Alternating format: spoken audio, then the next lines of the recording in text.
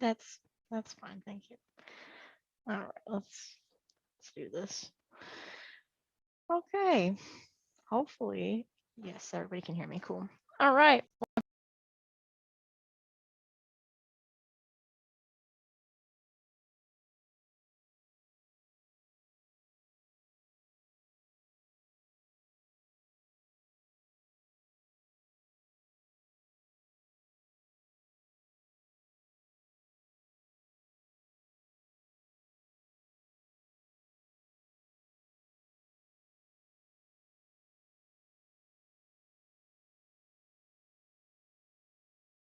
Mio, and special shout out to anyone listening via podcast.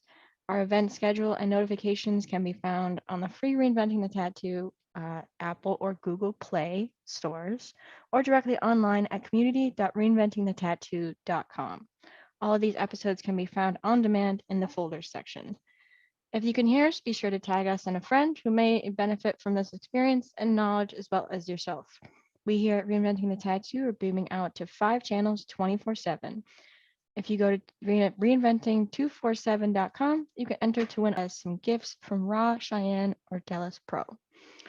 Um, for those who don't know, we have several shows, including this one. We have Sunday at 1 p.m. with Jason Leeser Drawing Group, Sunday at 9 p.m. Tattoo Weekly with Gabe, Lauren, and Jake Meeks of Fireside. Monday morning at 9 a.m.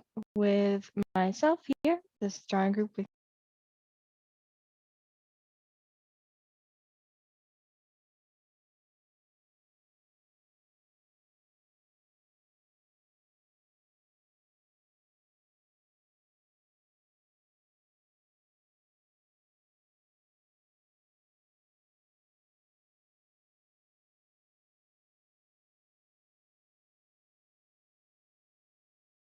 the Tattooing Collecting Podcast with Fawn Baker and Jordan Ruckus. And many more content can be found from Andre Malcolm to BJ Betts, all found at courses.reinventingthetattoo.com. And special thanks to our sponsors who help make this free.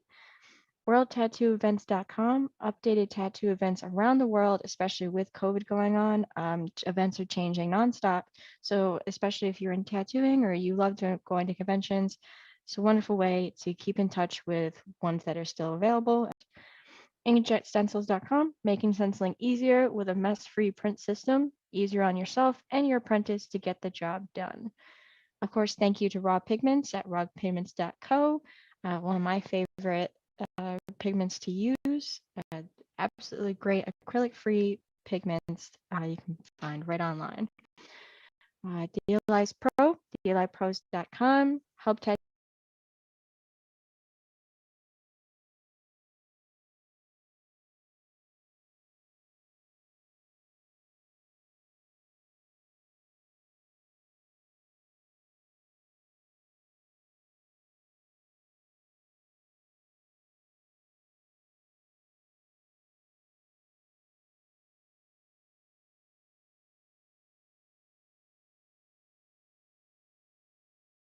Paradise BYOB that you can find all the information for at paradisebyob.com.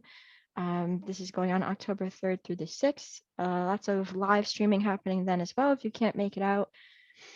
We have Belgium in November. Gabe and Ivana may be doing seminars. Next May is Hell City. Next July is River City Tattoo Invitational. And next October will be Paradise Tattoo Gathering.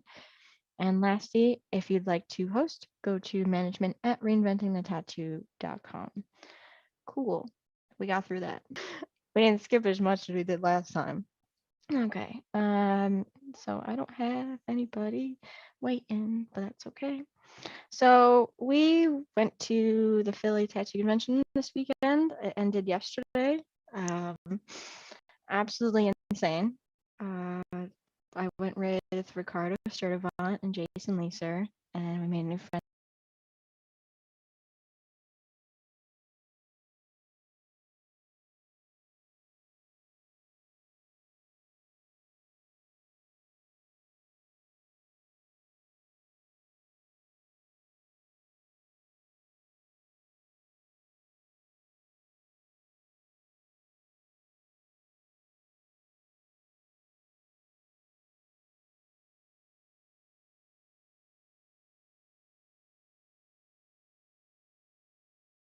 but it was quite an experience. I got to see a lot of people from my town, people from all over California, all over the United States. I didn't see a lot of people from internationally because of stuff going on, but it was still an absolutely wonderful show.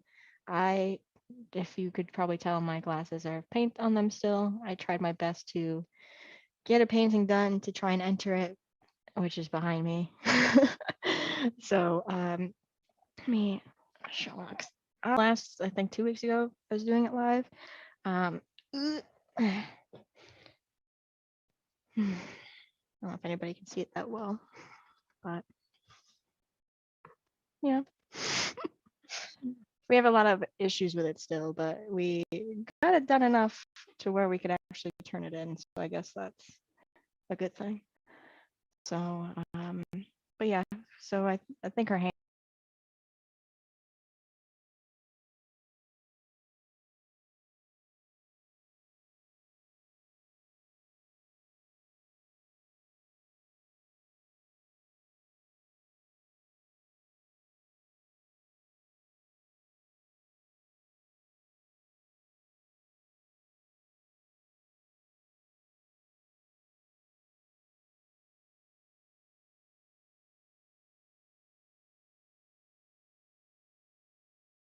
like such soft blending happening. But I think it's, in my opinion, you should really delve into acrylics and learn how to blend with those before you move on to oils. Um, Even though oils with blending is a lot easier, I think learning how to really do it in a technical way and with acrylics will make it a lot easier for you. Um, but I usually just go based off of Crayola, and I watch a lot of his painting videos. Like every time he has a new video that uploads, I'm already on it. So um, if you don't know who that is, that's Greg Simkins. He is a acrylic painter that pretty much all of his paintings look like they are oil.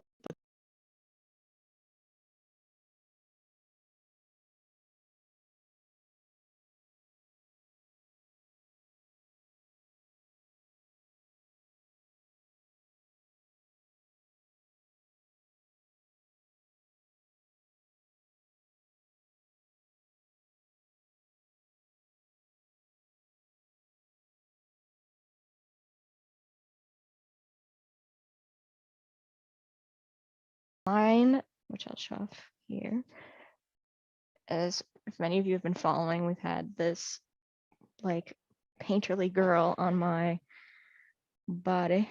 So he went in a little bit with it, nice and soft. So can't wait to get back into it. It was super fun. Had a lot of people walking by. All my business cards went very quickly. All my stickers were gone in like a day. So it was absolutely insane. I loved it. And the next one's happening very, very soon. It's happening in February, which I think is pretty rad because I can't wait to go back to there that fast. So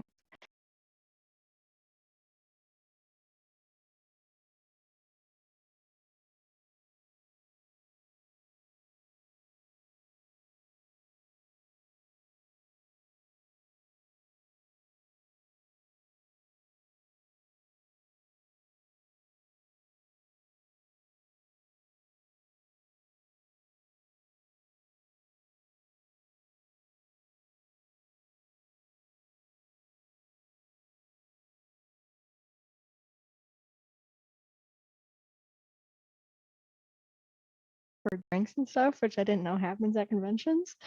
But it'll be fun once everything starts to settle down again and stuff gets to quote unquote back to normal. To see Philadelphia in its full-fledged motion. Because if that wasn't it this weekend, I am, curious to see how crazy busy it gets without. But I plug this in. So I have this on Tuesday or tomorrow. Um, and I think I wanted to talk about it anyway. Uh, she brought in her own design. And I think that that's something that always happens no matter what. Somebody will every once in a while bring in their own design that's already drawn, or they'll hire somebody else to draw the tattoo who's not in the tattoo industry, and then bring it and be like, it's already done. You can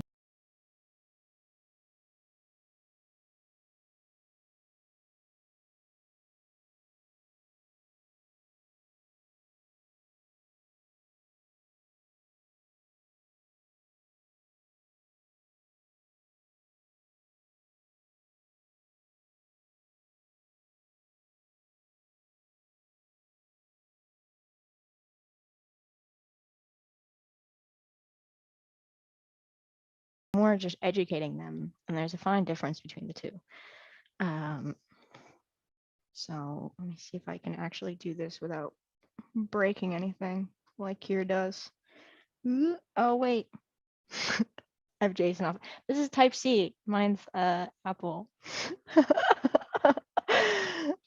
You'll see Jason in 2 seconds. This is my IT guy. Yeah, we're still hanging out at Jason's for a little while. Thankfully, but I'll show it as is, like on the screen here. So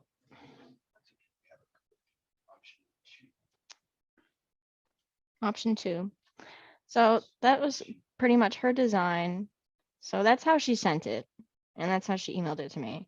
And she's like, I want this on my bicep, and I want it to wrap around the entire thing. And it's not that bad. I was like, okay, well, this could definitely get worked with, but auto.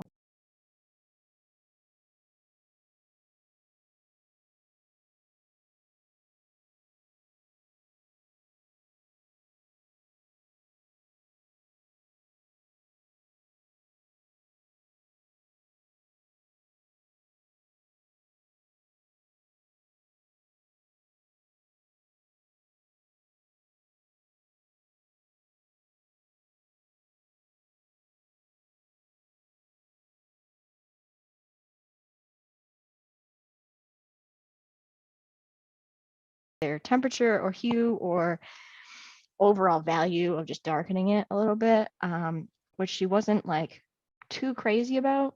But pretty much like it was a struggle, and I really wanted to do this for her. But it's more of just understanding to your client that you are there for them, and you're not there to destroy their artistic measures or anything like that. See if I can darken up my screen just a tad. There we go. Yeah, you can see a little better.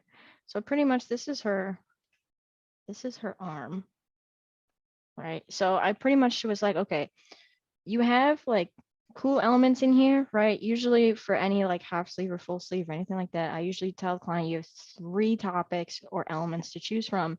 Anything outside of that needs to be considered. So she has the flowers, the fish, and the water. Cool. I was like, that's awesome. I was like, so why don't we stick to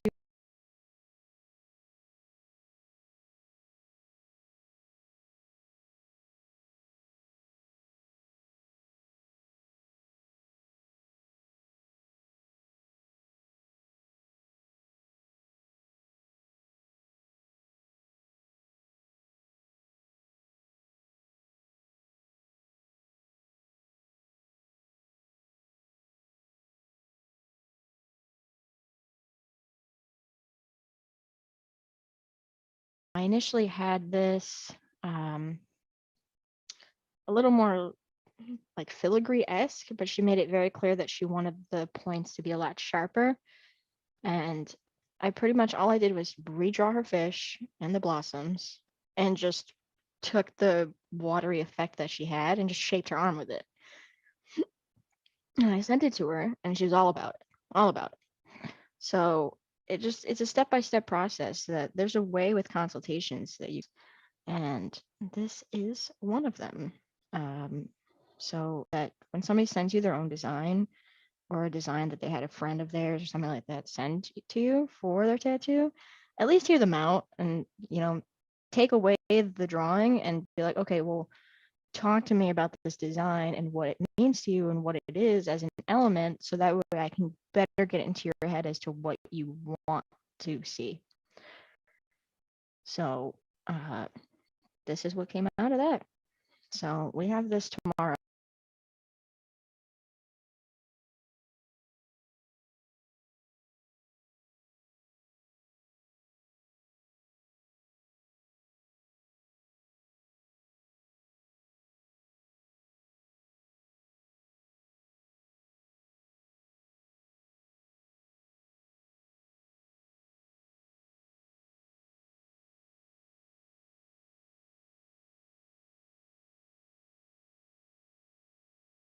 That is Amherst College, and then right across the street from that is Hamden College.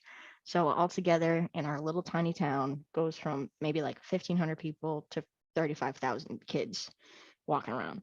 So we're going to get a lot of people in the art industry and are inspiring to do artistic things. So it's our job to educate them in our industry ourselves, so they can better take that advice in their own way in an industry. So I have that. I have this that I got some advice from Jason and Ricardo. Initially, he initially wanted this bowl of ramen on his neck, and I was like, I don't know, man, like, because he wanted like the bowl of ramen and the chopsticks and like the meats and the eggs and the scallions and stuff. And once again, I had him come in and speak to me about this because I was like, listen, man, if we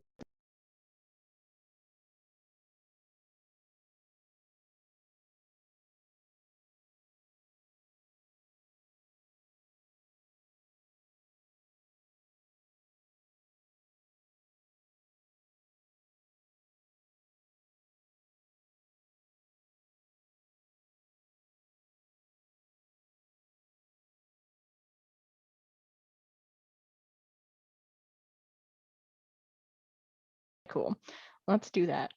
And in my apprenticeship, it was very much told to me that your job is not to talk your client out of a tattoo, but better guide them into a direction that's, more feasible for them in the long run. Because initially their idea is what they want. They want that idea and they don't want anything else. But when they get the tattoo and go home and see it, then they're like, oh, I understand exactly what they were saying. And I'm glad that they were more truthful for me than just letting me do whatever I wanted. Which in the end, he's getting what he wants, ramen, which I think is very cool. I'm very excited for this one. Um, but in the long run, he'll start to add stuff to the upper parts in his collarbone and neck area, and he'll be he'll be even more excited, which he ended up being very much more excited. He actually came in and said that he wanted this initially like palm size, but then after talking to him and he went home and thought about it, he later emailed me.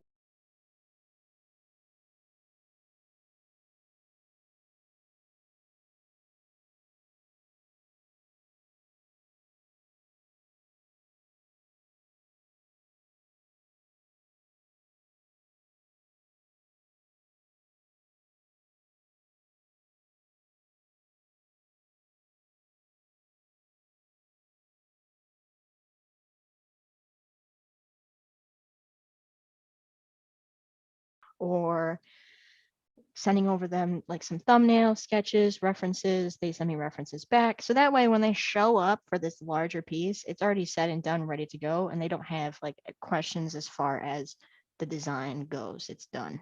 They're like, okay, yep, this is exactly what I wanted. And I'm ready to stay here for this next 6 to 8 hours to do this. So yeah, that's what we got going on. So absolutely.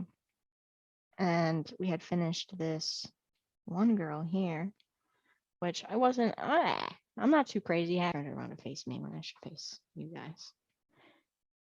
Yep. So I done this. I'm not like crazy happy with it. It's definitely not something that I could have done 6 months ago.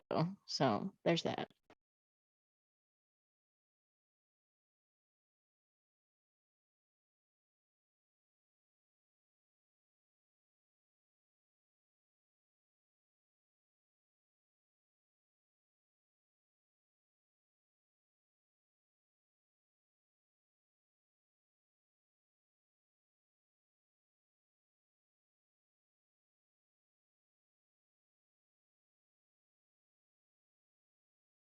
fundamental things that need to be pointed out as far as what needs to happen and what you need to study on and fine tune so that way your compositions will look a little more readable and better.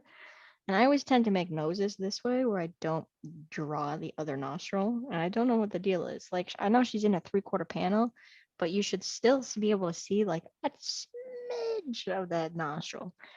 Um, so that's just one of those things that I've noticed, and which is why fundamentals are very important.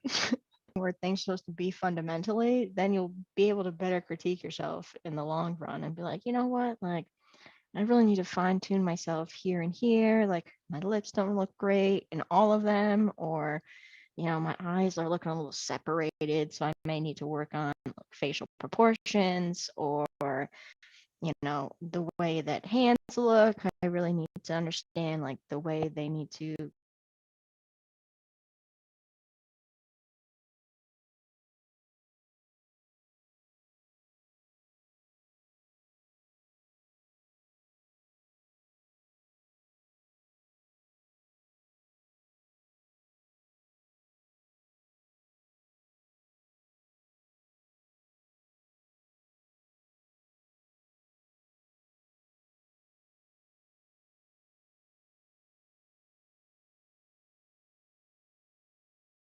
with noses myself. It's still understanding the fundamentals of it. Um, So now it's just practicing it, which are two completely different things. Understanding and like studying, as far as reading and seminars and all that stuff, and actually applying that knowledge are two very different things because your brain may know more than your hand can produce, pretty much. So that's my spiel on that, kid. This is another good example of a client that brought in her drawing. This one was a little more confusing, and I have the marks on here. So she had sent me this initially on Instagram, right? And once again, I have it written down what each one is. So I pretty much had her come in, and I was like, okay, I want you to explain to me what this is. And it's not me being rude. It's just me trying to understand where her view is on this piece of work. And she's like, okay, I want, this crescent moon, and there's 3 little dragons and some stars.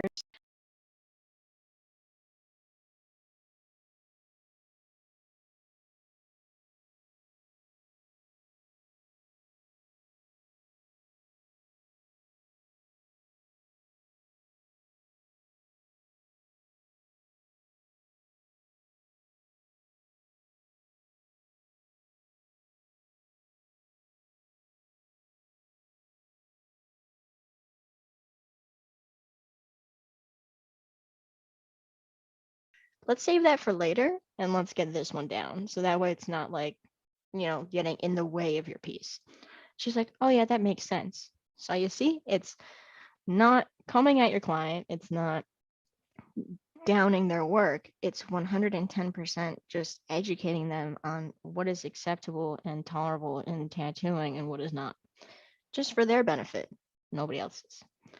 So you're the one that is holding all the knowledge of that. They're coming in with an idea and they're expecting you to be able to do that idea or show that. And I guarantee you clients will appreciate that and love that way more. So now that I have her overall image here, I'm obviously going to redraw the whole thing when our appointment comes up. And I think the only issue that I'll be having is she doesn't want this too terribly big, which I think, and it's been talked about this weekend, how a lot of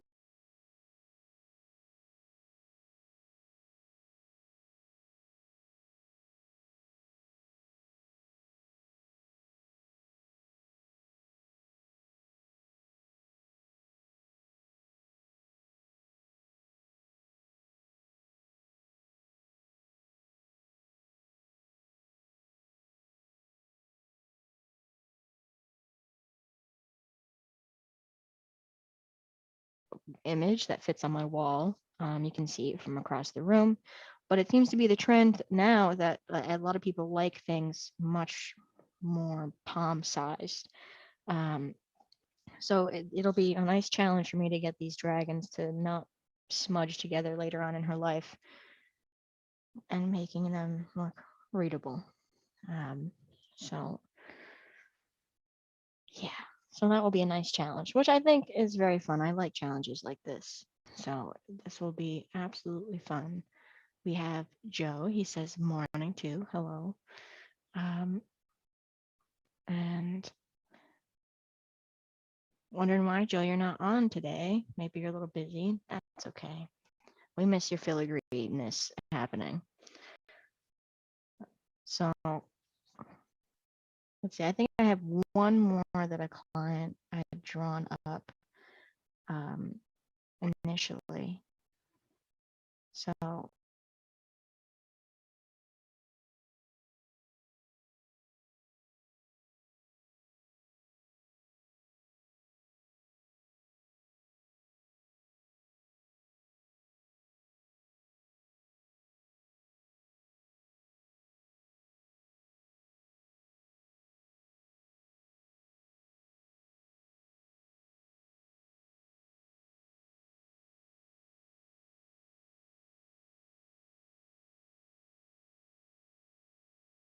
and the other two that I'd shown, they had drawn them themselves, so it comes off a little easier because you're like, okay, well, I had to change a couple things, but at least they didn't pay them, $100 or more for them to draw a design that's just not tattooable.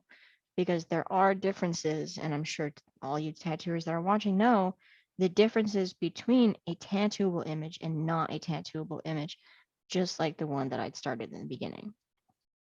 Okay, because this clearly is not a tattooable image, but to a degree. And that is what we want to mention here, okay? And which is important. So don't knock down anybody that brings in a design that they had already drawn up or paid someone to. But at the same time, anybody listening that is a collector or wants to get a first tattoo or wants to pay somebody to do the tattoo, understand that putting down your deposit, whatever that deposit,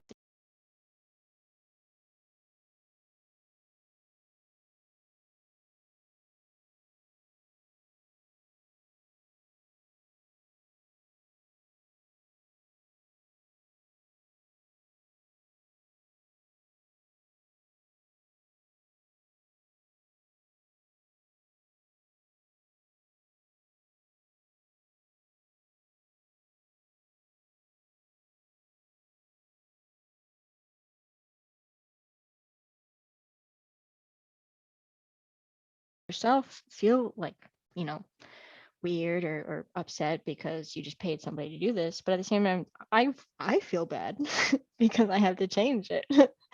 And I don't want to change it because I know you just spent that on the design, but it's just necessary for your own benefit. And sometimes that brings up a little bit of emotions, but at the end of the day, once again, your client will appreciate your honesty, and that honesty matters. So um, that's pretty much the bring up today, because I've been getting a lot of those, but I I think that's because of all the college kids that have been around. Um, so,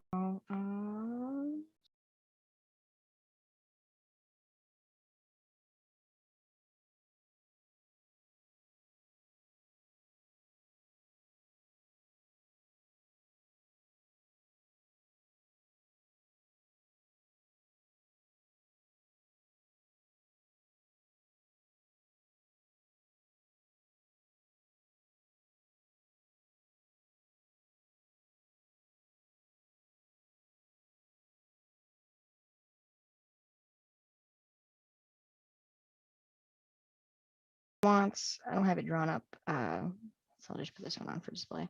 But he wants pretty much on the top of his forearm, he wants a wine glass, cool, full color, cool, but he wants stuff inside the wine glass, and not wine, not juice. He wants flowers. So I'm like, okay. And he, of course, he has reference pictures, and all of these come off of reference pictures. And that's the first thing I say after somebody says their idea. Well, do you have a reference picture? Because then that's an easy way to get inside their head and be like, okay, cool, this is what you want. And he had shown me, a color piece.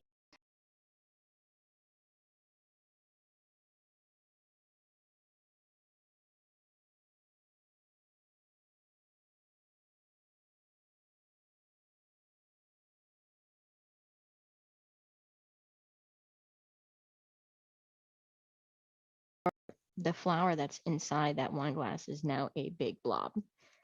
So um, that that's once again one of those issues that is happening, and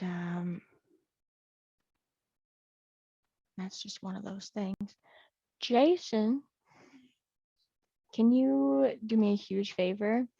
Can you do you? Oh, you don't have it. Just kidding. I need to post the Zoom link because I guess it didn't go up properly. How do I do that efficiently? I can just go on Reinventing, right? So bad with technology.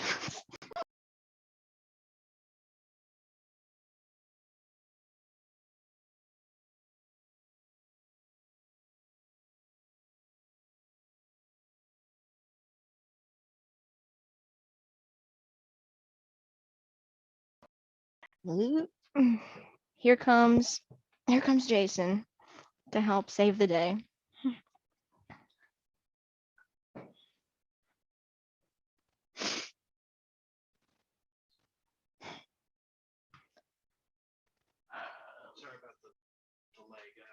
Yeah, sorry about that. Talking to myself this whole time. Probably be great if you guys could join in, huh?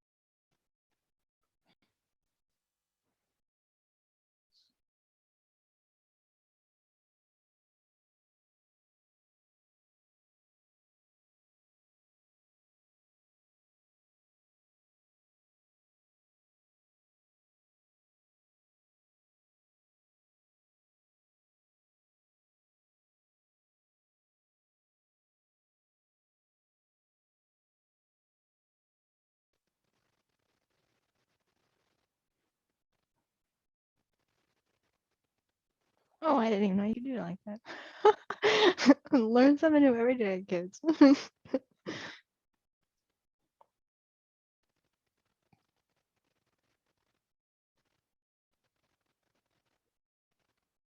All right, cool. So the Zoom link's up now. I'm so sorry, guys. Does anybody want to join?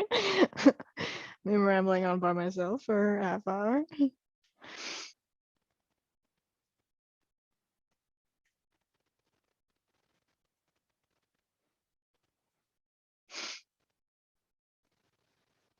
And if you're wondering, I did post that or Jason had posted that in the events.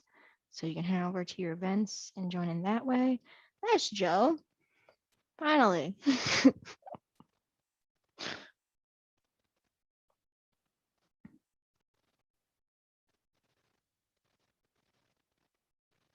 There we go. Look at that. I don't know if I can hear him. To the rescue, sir. To the rescue. Oh, okay. So I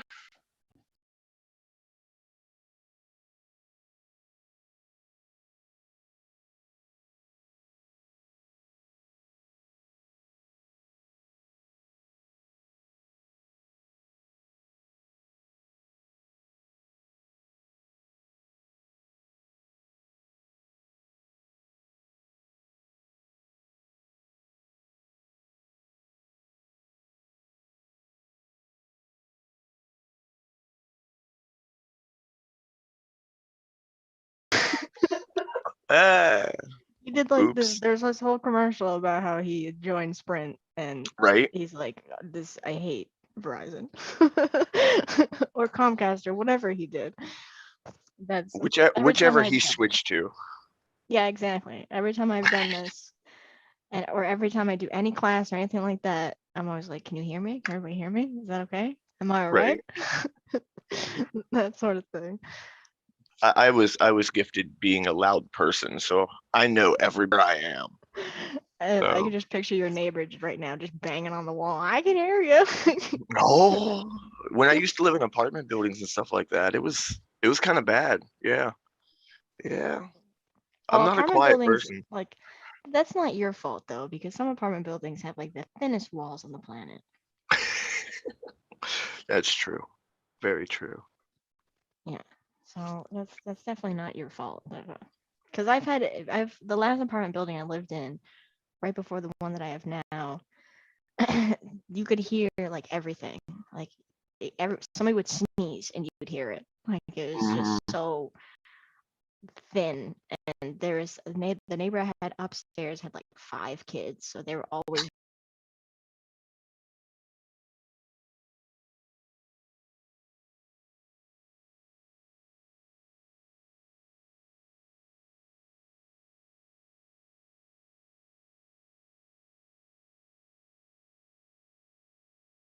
The bathroom at the shop, you know what I mean? That thing's not, it's Oh not my soundproof God, at don't even all. get started on that. My booth is the one that's right next to the bathroom. Oh, that's rough.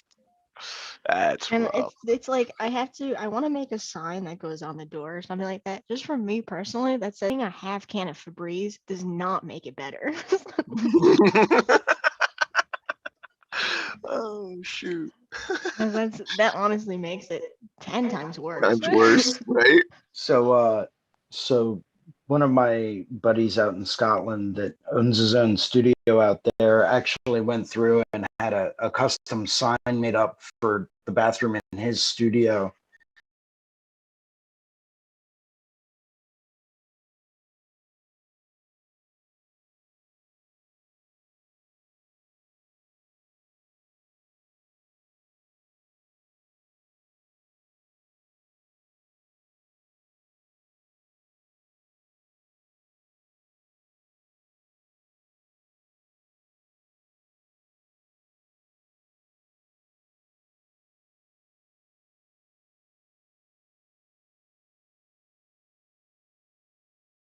Got it. Yeah.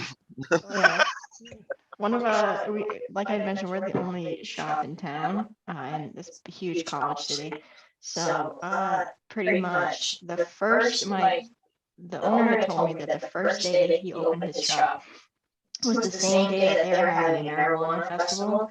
And everybody, side note, marijuana is legal in Massachusetts. So they were having this like outdoor marijuana vendor type deal, and he was just taking walk-ins and stuff because he wasn't feeling good that day.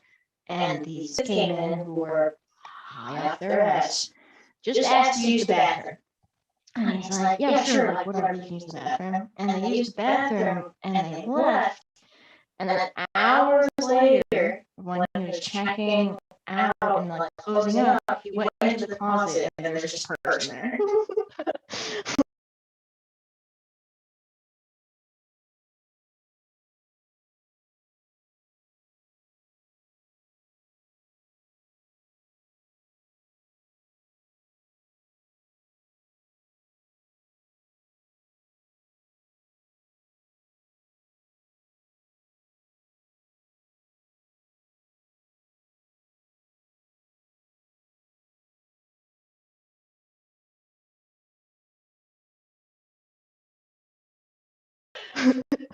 I don't know where I am. I don't know how to escape. I okay. I'm just staying here for now.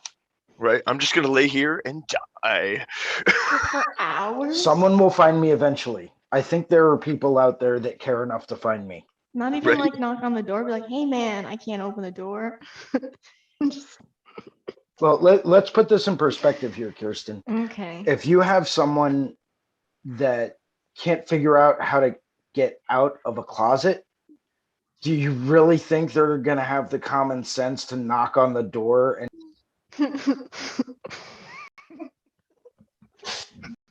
I mean it kind of makes sense, right? I'm not like too far out here. It's just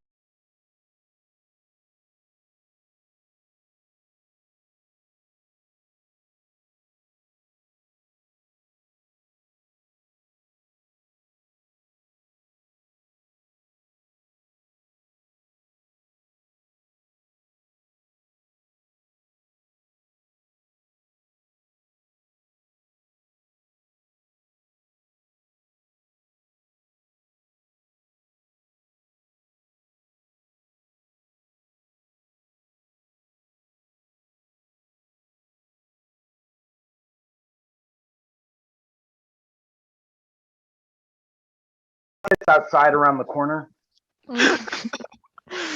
you can borrow mine. And then I show him Oh, where the door is. You didn't see the memo? You didn't see the memo? It's a bring your own bucket place. Should have brought a bottle or something, like Gatorade bottle. I don't know. Yeah, exactly. I feel sorry for you. Just hold it in your hand, all right? Throw it Yeah, outside. exactly.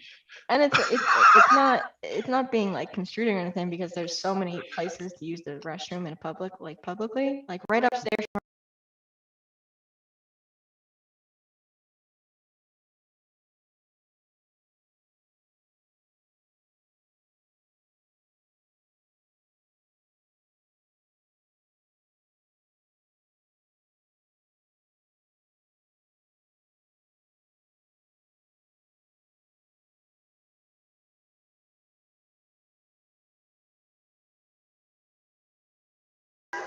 That's why I was like, wait a It minute, let's go literally back is. to this. It literally Is the to a definition. T is the definition of an oxymoron.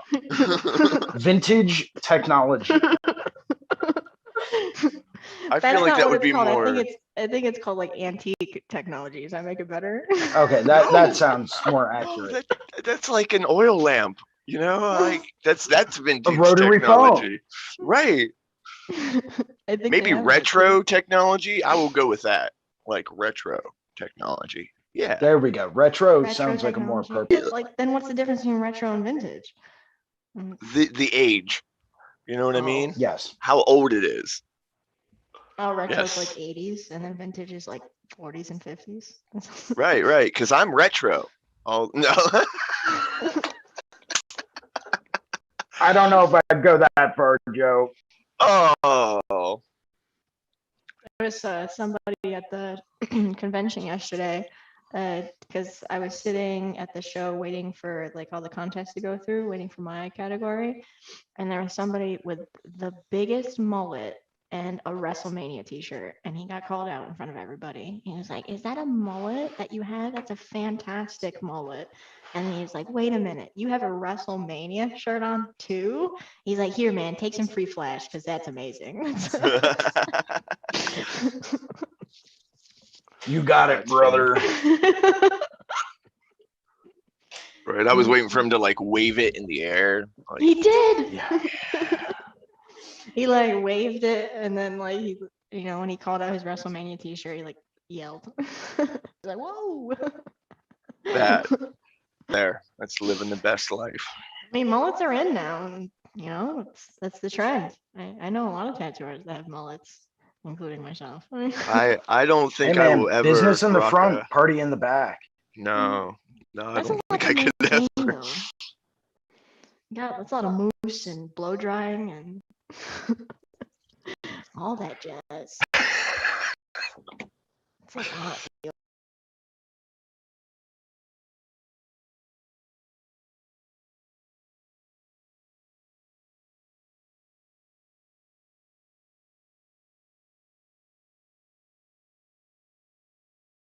Hair that thing, and then you gotta get it like basically you have to get your sides shaved like every 2 weeks or something, depending on how fast your hair grows. And so your mohawk will turn into a mullet real fast if you don't. I'm just more concerned about keeping the hair that I have left. I'm not really so much concerned about what it looks like anymore. I'm just trying to keep it on the top of my head. There's not too much left there, so I'm just trying to enjoy it while it still is there. I remember those commercials like when I was that's okay when I was young. So like early to spray for the top of the head that you'd put on, and they had that commercial where they had Oh yeah, spray paint. Yeah, that's what it was. It was spray paint.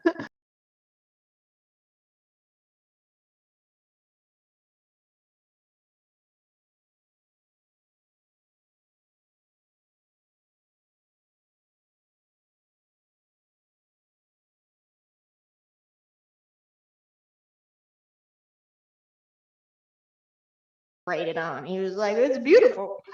You know what you should do, Jason? You should just get like where it's going. Just get that tattooed. You know what I mean? Just little dots of hair all through. I was thinking about just shaving it down to like a buzz cut and getting that done. That way it would look like it all just blended in. Blended together. Nah, I'm an advocate of just letting nature take its course. You know, I'm just trying to enjoy it while it's still there to an extent. That's what I say about my long hair, because I know eventually it will go at some point in my life. I think I have seen at any tattoo convention, and I forget which one it was at, but I saw a guy. He had really extreme receding hairline. Like I don't think he had any.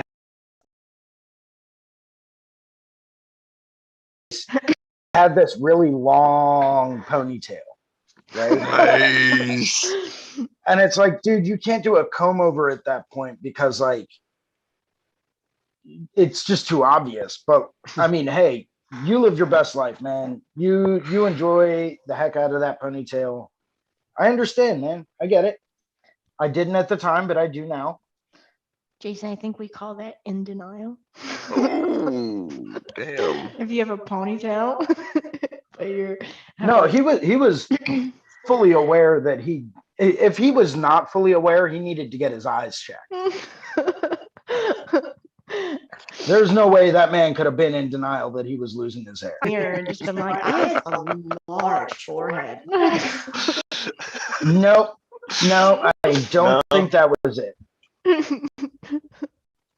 Yeah, Fair Joe, when are enough. we gonna get you when are we gonna get you out to a couple of shows? Hopefully, like I said, the one in Columbus is the closest one to me. So that will probably be the one I'm going to attempt my little soul and getting into and everything else.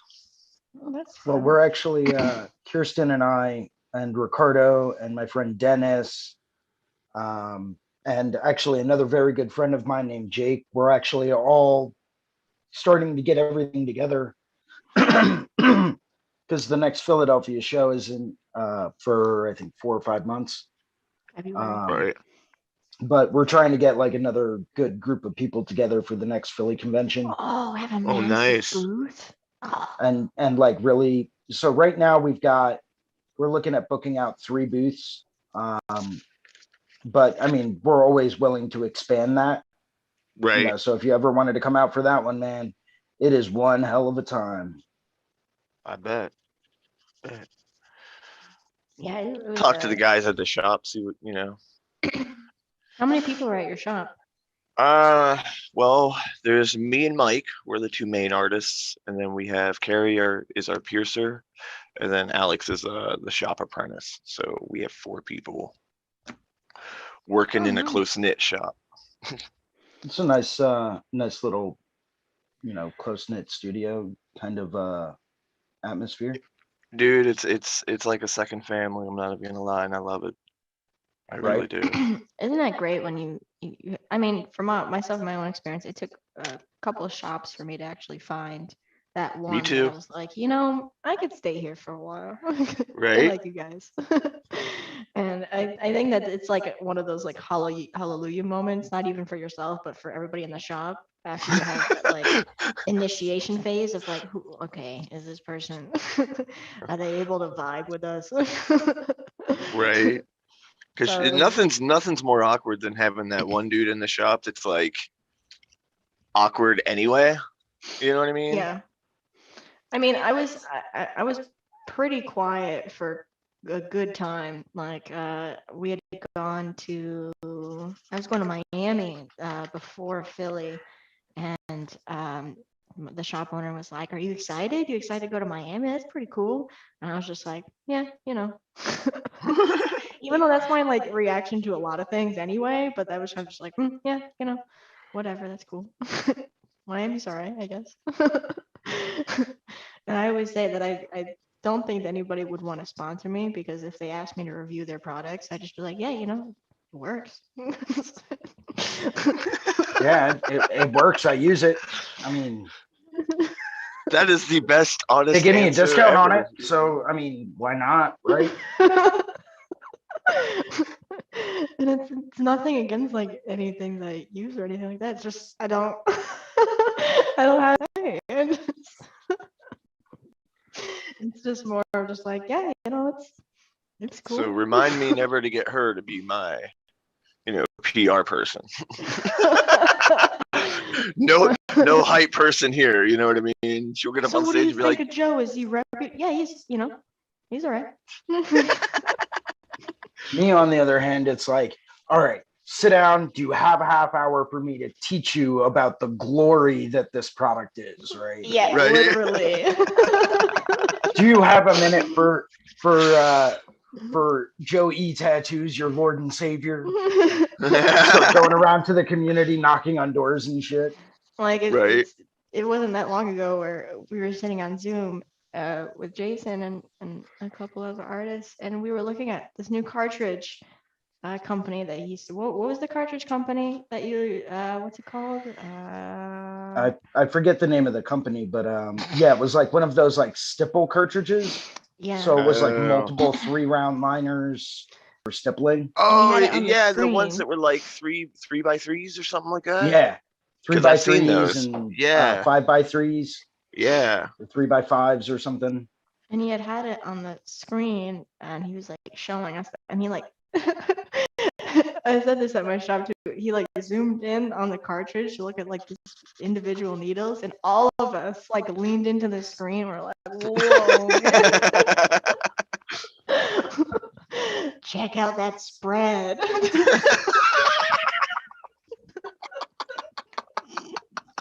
Those a bunch of nerds. Oh man. Listen, there's nothing wrong with being a passionate tattoo nerd. Okay, Right? there's Nothing wrong with it. wrong with that.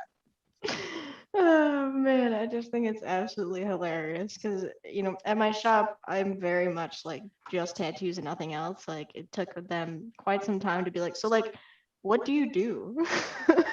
I'm like, what do you mean? What do I do? And they're like outside of here, like, what do you do outside of here, like outside of tattooing and art and everything? And I was like, I paint. That's when you look at it and be like, wait, there's a world outside of tattooing and art? Pretty much. No, Oh my Joe. God. No, there is no such thing as a world outside of tattooing.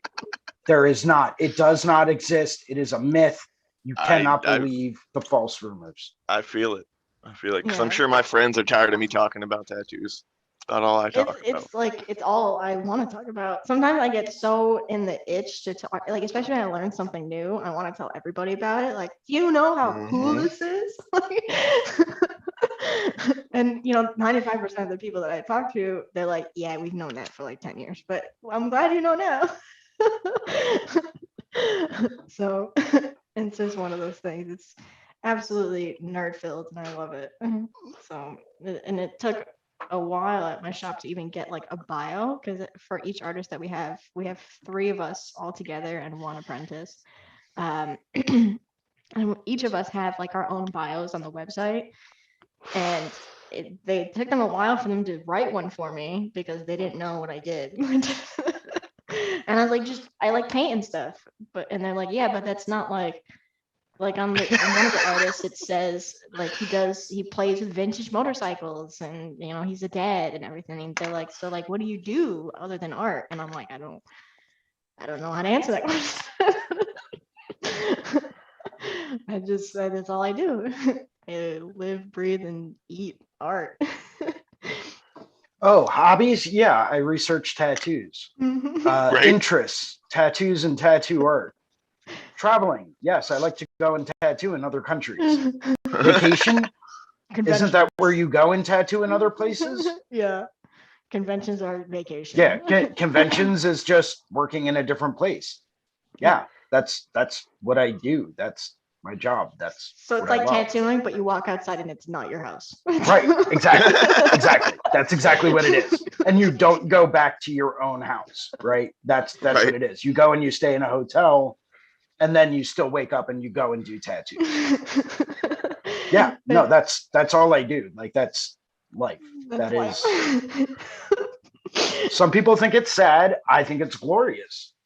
So let me ask you this question then, Jason. Because I know how many coil machines you have, are you going to get buried with them? Coffin, the heaviest coffin on the planet, or? Yes and no. Okay.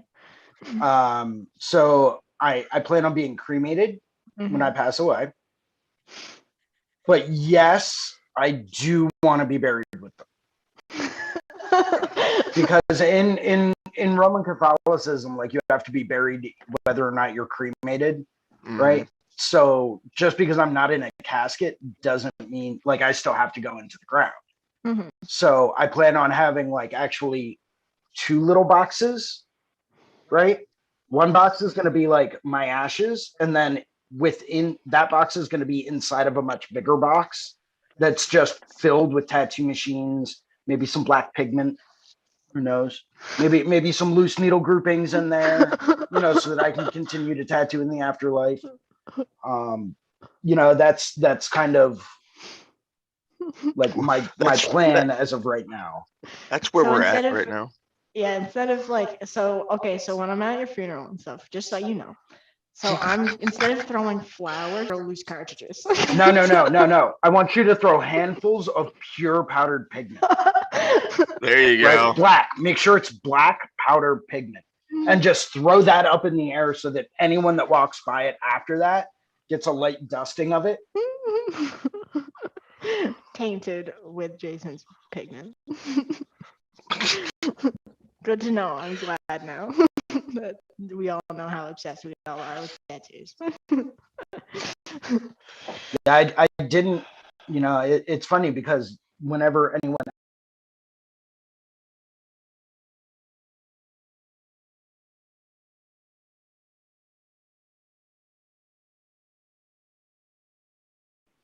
like I don't do sports. I don't do, a whole lot of other things.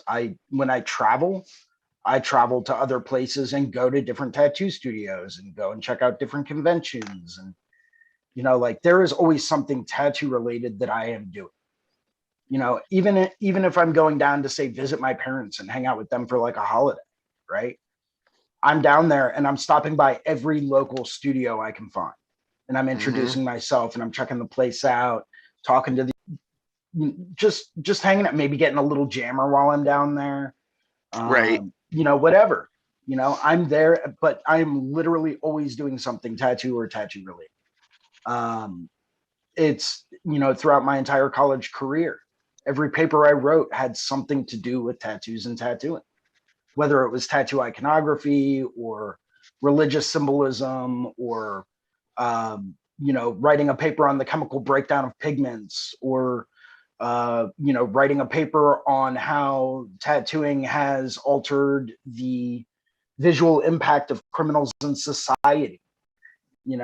Like everything I have done for the past 20 years has been revolved around tattoos and tattooing. There is no escaping it for me. I am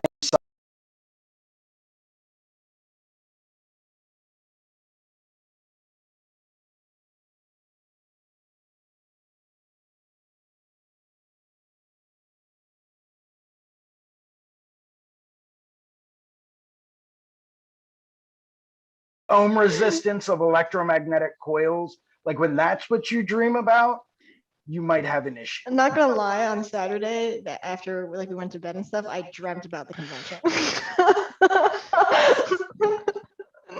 When you sit down and problem solve like your artistic issues, like skin saturation, like, okay, so if I'm jumping from this color to this color, right? But I'm using this kind of a mag, I'm running it at this kind of a speed. Should I be going from here to here in the design, or should I be moving from here to here in the here, right? That's what my thoughts consist of when I go to sleep at night. You know, good, bad, or other, like that's just what I think of, right? Yeah, exactly. Or like, what's a different way I can do the same thing, right? Perfect example of that is Jay Jory, who started implementing more like geometric pattern-based designs in his very traditional peony flowers and chrysanthemums. You know, interlaying that pattern inside the petals. Brilliant.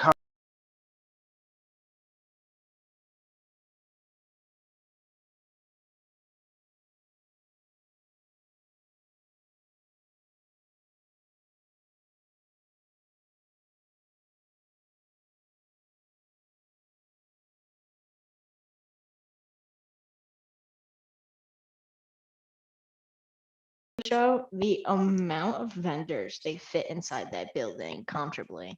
Like that's just, and that's, you said that's not even the big room.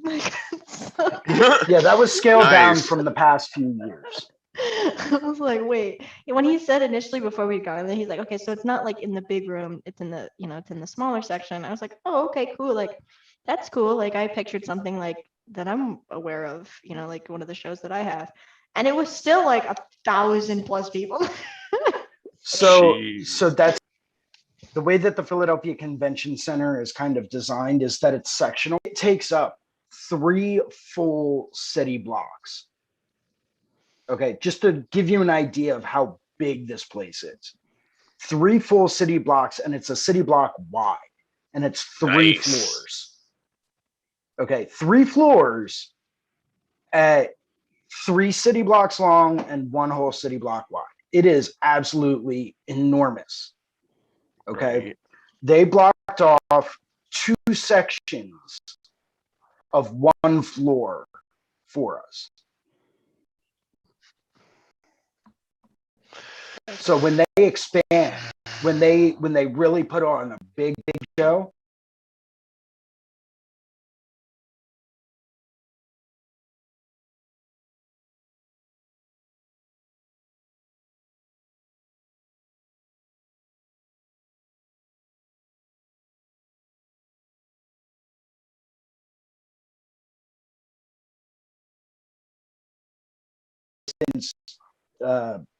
one of those like distance trackers or something. Right. They said Something that measures. if you had walked up and down every aisle and row at the show, granted this was a year or 2 ago, they said you would have walked 4.5 miles. Damn. Yeah, I definitely, when I was definitely walking around, I was like, damn, I'm tired. Right. I don't know if I'm made for all hurt. that walking. I'm just saying Yeah. that now. I'm made for sitting. That's what I'm made for. It's pretty, for those who obviously know conventions, they have 2 sides of a row. So you walk down one row and then you walk down the other row, and it's been like an hour. It's because you want to give everybody their respectful times and stuff like that. And but overall, it was definitely a great experience. I've never seen a show that large before and that well put on professionally. With how well coordinated everything was.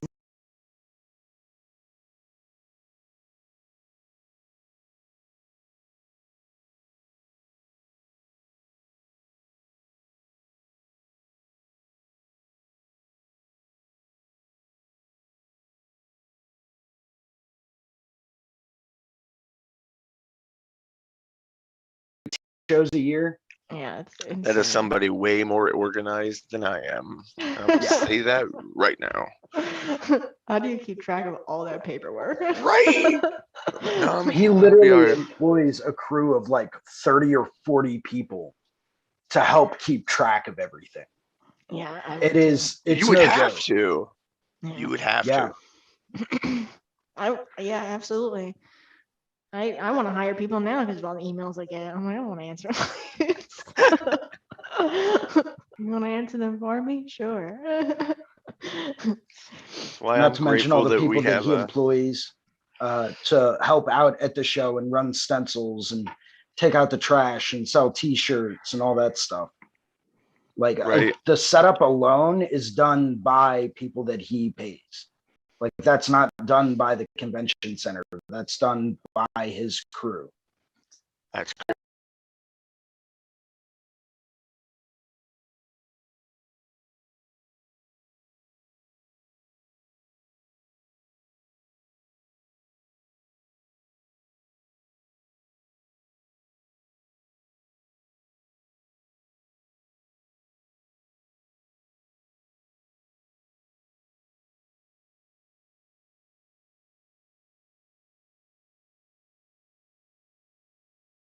I think 6 or 7 years ago. I hadn't gotten one yet. And where our booth was stationed, I had to go completely across the entire convention to run a stencil and then come all the way back with stencil in hand, praying nothing happened to it on the way,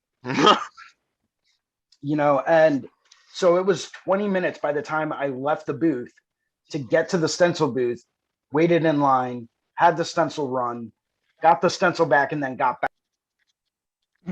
That 20 minutes, which you're thinking to yourself, okay, it's 20 minutes. It's not that bad. It's not like you had to wait an hour, but 20 minutes of someone yeah. just sitting idle in your booth.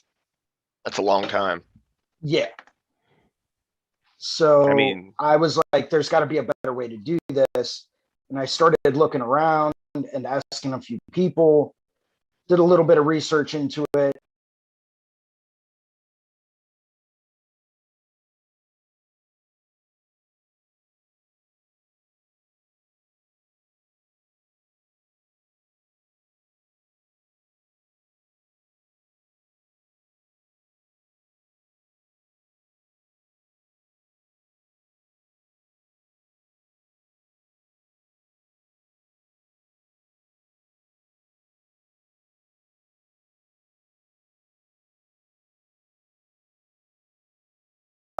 And way more easily when I'm doing my outlines.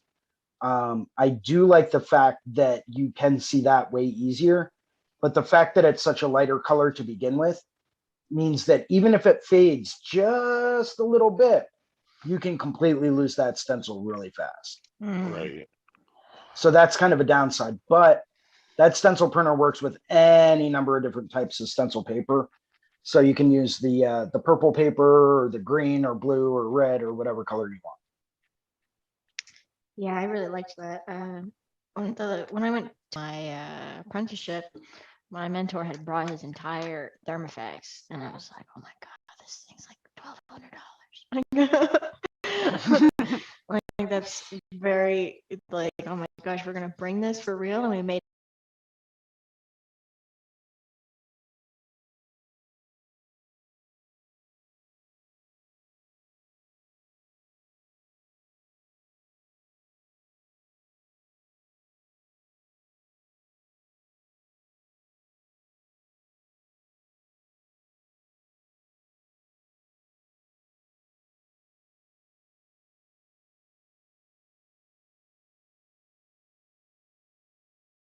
Jet stencils.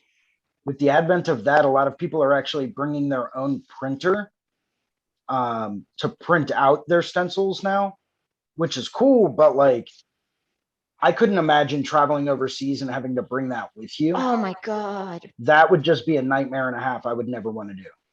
Right. It's just, so you would have to come up with a solution for if you're traveling internationally. But that's kind of why I like that S8 Pocket Jet stencil printer, because you can put it right in your carry-on and it doesn't take up a whole lot of room. It works well. You know, I mean, especially if you're like me and you're printing out line drawings and you're not really worrying about like, how am I going to print out a photo on skin? Well, I don't really do photographic work, so that's never Right. really been an issue. Um, I mean, they say that you can do it, and I have printed out photographic.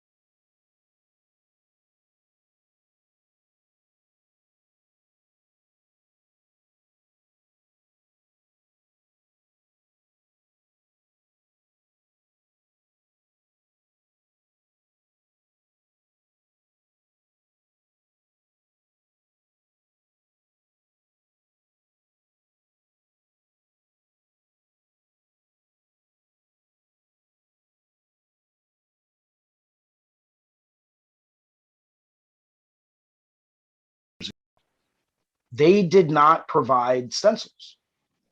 What? Yeah, Oh, they that's a did not nightmare. have a stencil maker on premises, so you had to figure your own thing out.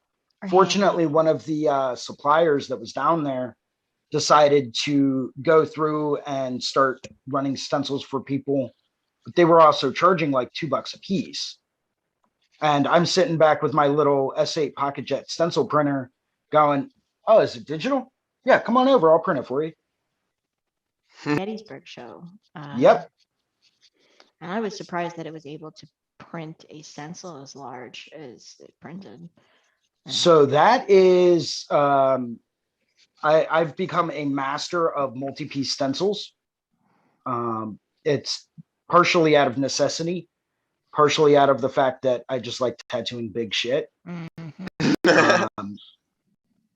you know, and I prefer to go through and do all of my problem solving ahead of time.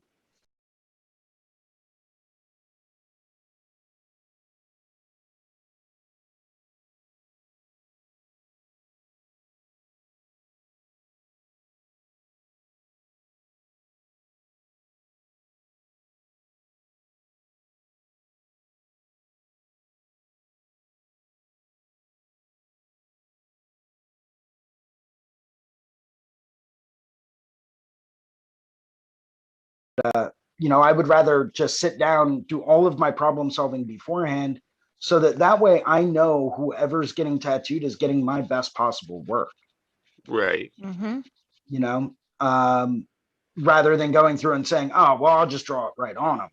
It's like, could I do that? Yes. Will it take in exponentially longer time? Absolutely. Mm-hmm. It's going to take me so much longer to freehand it on there. I mean, yeah, it'll look great, but you know, I want people to have that. For me, means doing a lot of problem solving first. Mm-hmm. Also, So, fellows, I know the whole thing is time is money. You know what I mean? right? Yeah.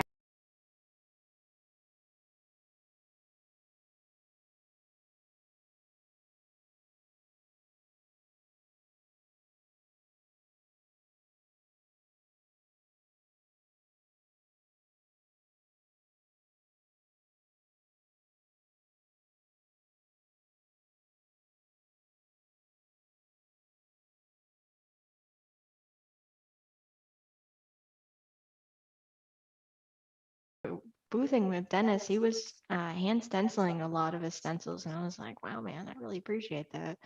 Like he's very, as Jason would say, a very minimalist person. Like he was like, oh, okay, you want this? Cool, let me just stencil it out real quick, and he just hand stenciled it on. I was like, wow, all right. Yeah, That was Dennis my is last shop. yeah. Yeah, Dennis is he's very traditional in that aspect. He likes to hand draw his stencils, which I'm all about. If that's what you like to do, cool. Once again, I'm more of an efficiency person. I don't find that to be the most efficient way to do it. But at the same time, especially for conventions and shows, I understand the desire to not want to leave your booth. Mm-hmm. Right? I get that 100%. Because say someone comes by and wants a print, or someone comes by and says, oh, I really like this original sheet of flash that you have on your booth for sale. Right. Well, if you're not there, that thing may sprout a pair of legs and start walking.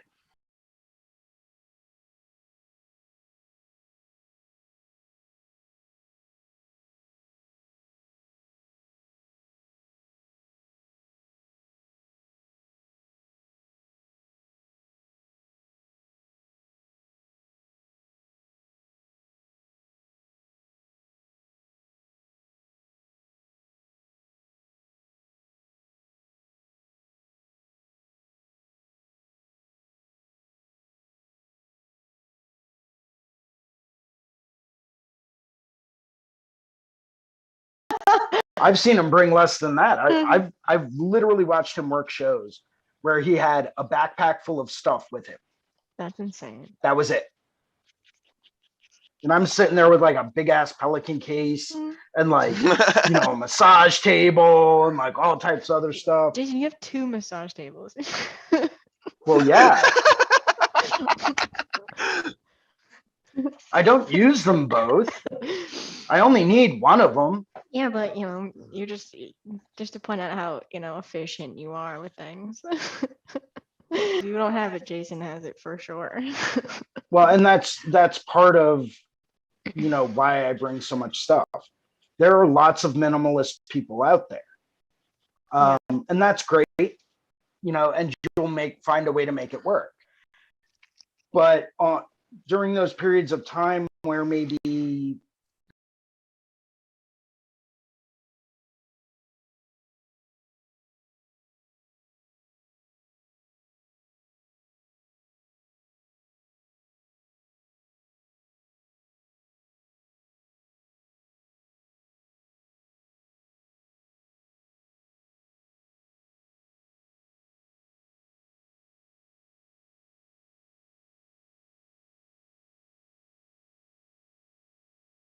But that's going to change once we go to Belgium, right? I want to see how much stuff you bring there. my international travel packing list is way smaller. Yeah. Like I bring a very minimal amount of colors. I bring a very minimal amount of everything. I might bring 5 or 6 liner cartridges, 5 or 6 mags, you know, of like different groupings, but that's it. You know, I think for this show, I had like 2 or 3 5s. I think maybe 3 or 4 7s, 2 9s, and like 3 14s. That's all I had with me as far as liners go, just in case, right? Yeah. You know, because I never know what someone's going to want or how big or anything like that. So I always try to be prepared. But like when I travel internationally, it's a completely different story.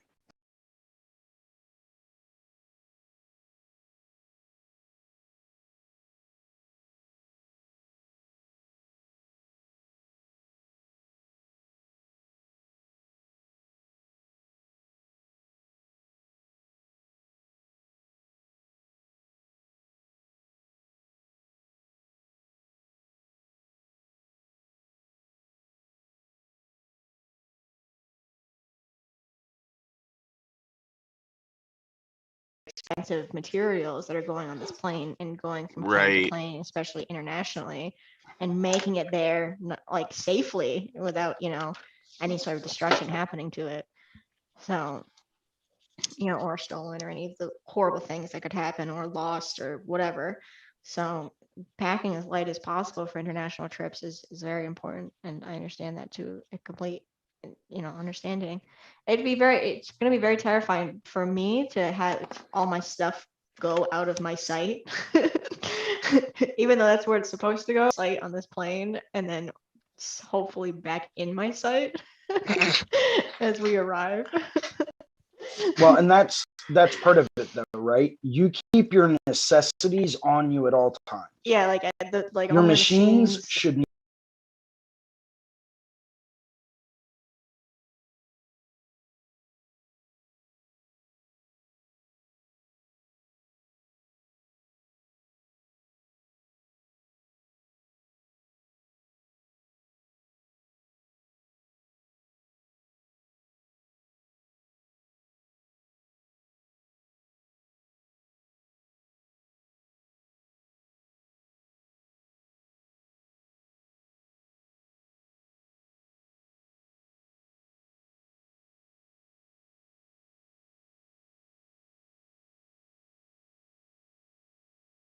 in case. Just in case for this scenario. Right. In this hypothetical scenario, say it gets, seized by customs or whatever. Okay, cool. Not a big deal. I'm out in armrest, which, don't get me wrong, is a very nice, very expensive armrest. But everything else I can live without. Yeah. Mm-hmm. It's not a big deal. I can buy whatever else I need while I'm there, and I'm out maybe $100. Which in the grand scheme of things is nothing. Worst case scenario, I don't even pack an armrest, and I go through and I go super old school with it, and I take a roll of paper towels, wrap it in plastic wrap, and just have that propped up underneath their armpit. Mm-hmm. Right.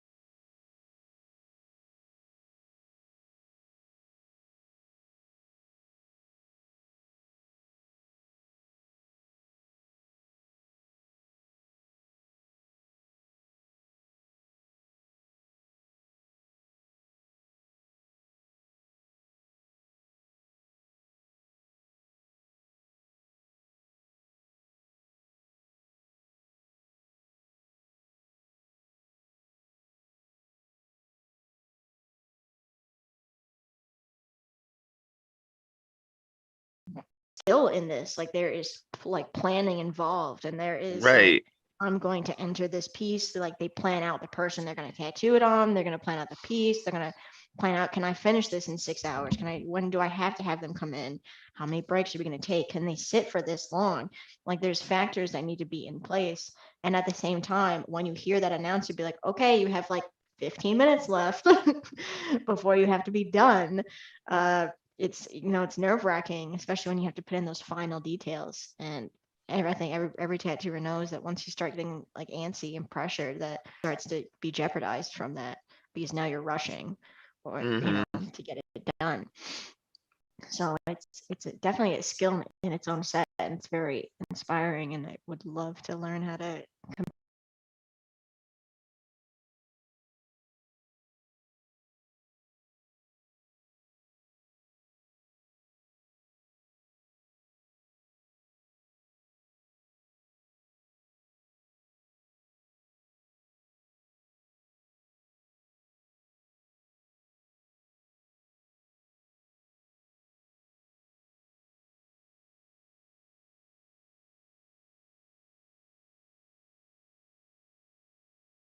Off more than you can chew. mm-hmm. And if it's not finished to the point that it can be entered, Mm-hmm.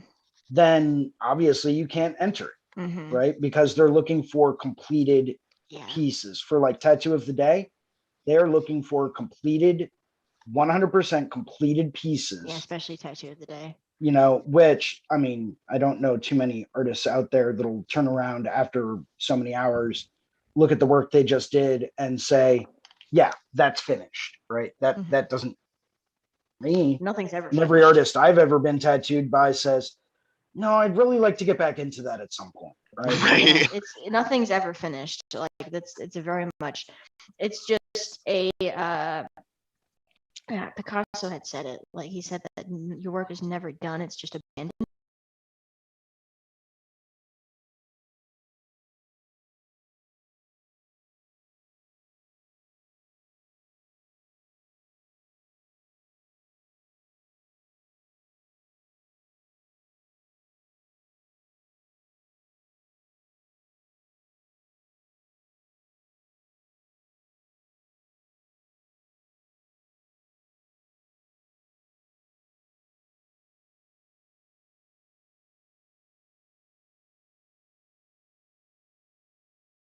But this is the point at which we got to. It looks complete enough that the average Joe who looks at it will be able to turn around and say, okay, yeah, this is a very nice completed piece, even though being an artist, nothing we do is ever complete, but they don't know that. No. So it's being able to play off of that as well. Mm-hmm. Working on something to the point that you're happy with the point it's at, and other people are also happy with the point it's at. And knowing that, okay, now I would be proud to say, yeah, I did that. You know, that's ultimately the point at which I like to get to whenever I'm trying to enter something. Not that I enter very many contests, but that's usually because I don't really end up getting to work on things to completion. Mm-hmm. A lot of what I end up doing at shows is working on bigger projects, which is fun. But you know, being able to knock out a small jammer to completion is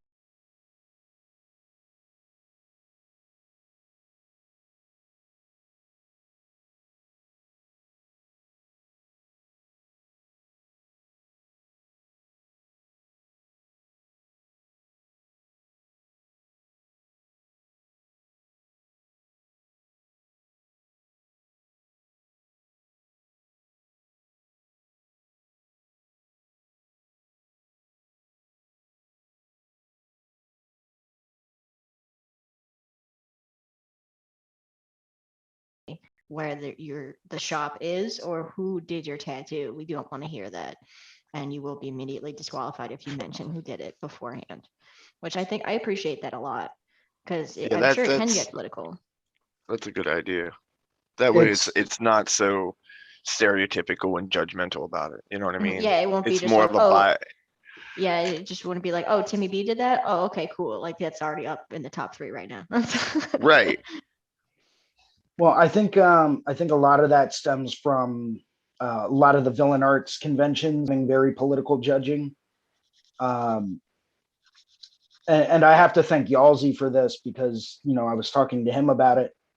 Yalzi came up with a very impartial and very objective way in order to go through and judge tattoo conventions, and it works like a charm. But it's completely and totally anonymous and impartial. A lot of times, people don't even know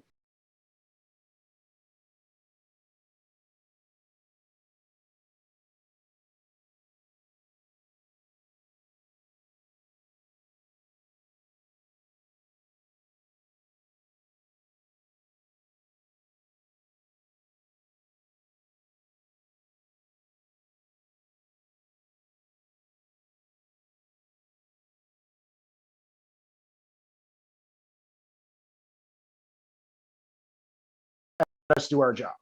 Mm-hmm. Right. And it works really, really well. But the reason why they started doing it that way is because they wanted to get away from anything political. Mm-hmm. Yeah. You know, when you have a traditional tattooer that ends up winning best color portrait, there's something wrong, Mm-hmm. right? Absolutely. Hacks. And I call hacks. yeah. Yep. Yeah, I mean, once again, why I thought Philly was so great was because they made, which I think is amazing, honestly. I appreciated that very much because I have been to shows where they do mention who did it, and I'm sure that helps in winning. But you know, overall, Jason was right. Philly is the staple for how the rest of the shows should be going. It's perfect, you know. They have everything very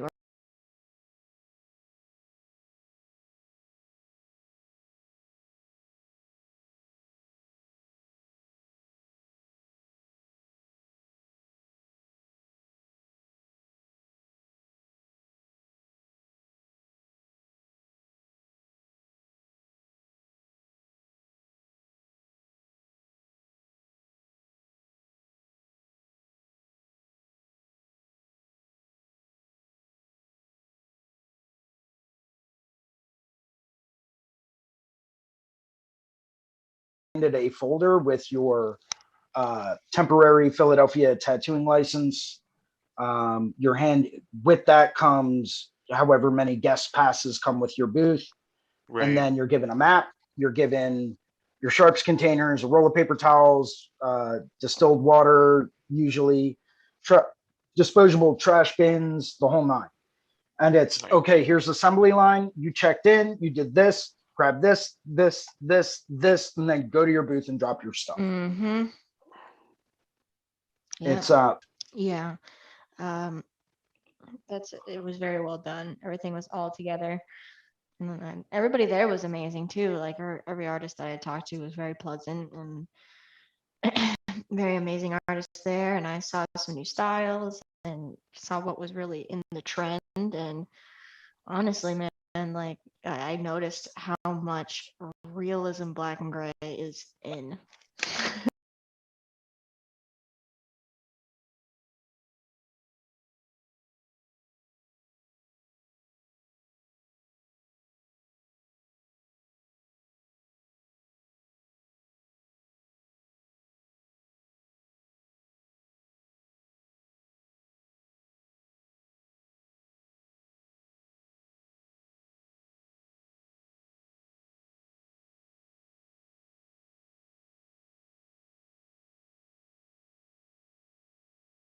more than that. There had to be more than that, 50. Yeah, something like least. that. That's I- still, On you average, know, they get like 65 applicants for every category. God damn, It was insane. that's It was- impressive. Oh, tattoo of the day is ridiculous. Absolutely. I remember for one tattoo of the day in Philly, they had 86 different participants for tattoo of the day contest alone. Yeah. 86 people to judge. And as a judge from the first one that you saw, I know you write them down because I saw them writing their notes down for each one. Good Lord. That would be so difficult to remember all of those. See, nobody would want to see my notes if I was ever a judge because it would just be like notations to remind myself of what the tattoo. Yeah, literally. Yeah, because I saw them definitely writing stuff down and everything, but I truly just do not understand how they remember each and every one to judge. And this is why I'd love to get a couple of like convention judges on here one day to just like discuss how does judging work? What do they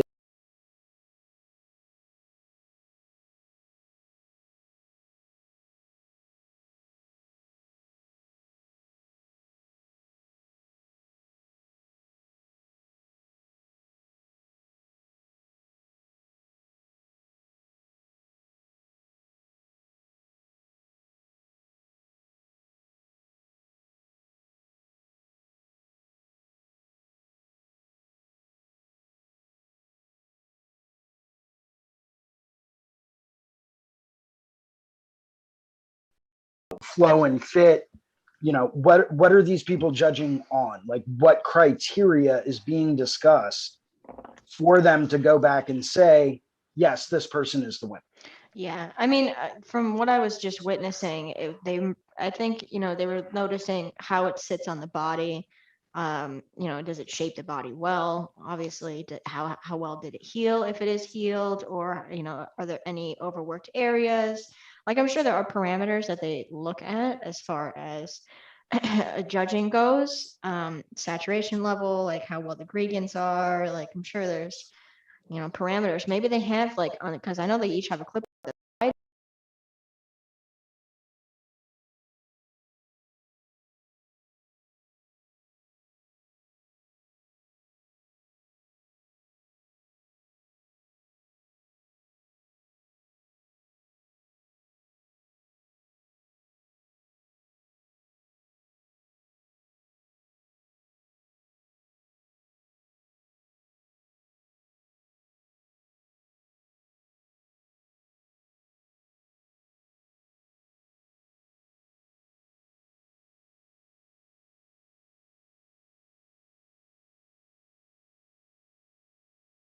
There's Japanese, so there's cover-ups or lightering and all those. Portraits, everything, Yeah, everything that you could think of.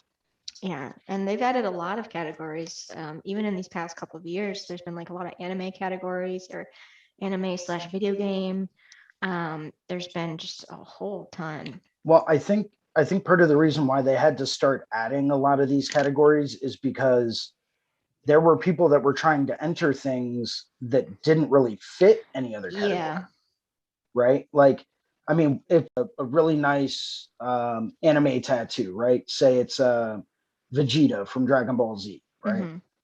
Say you did this incredible Vegeta tattoo, right? In full color, but there's no like category for that. Where would you enter it? Small Mm-hmm. color, medium color, Mm-hmm. large color, in Portrait. which No, you I'm might be joking. going over, in which you might be entering against people that have done a full color sleeve, Mm-hmm. right? Right. That's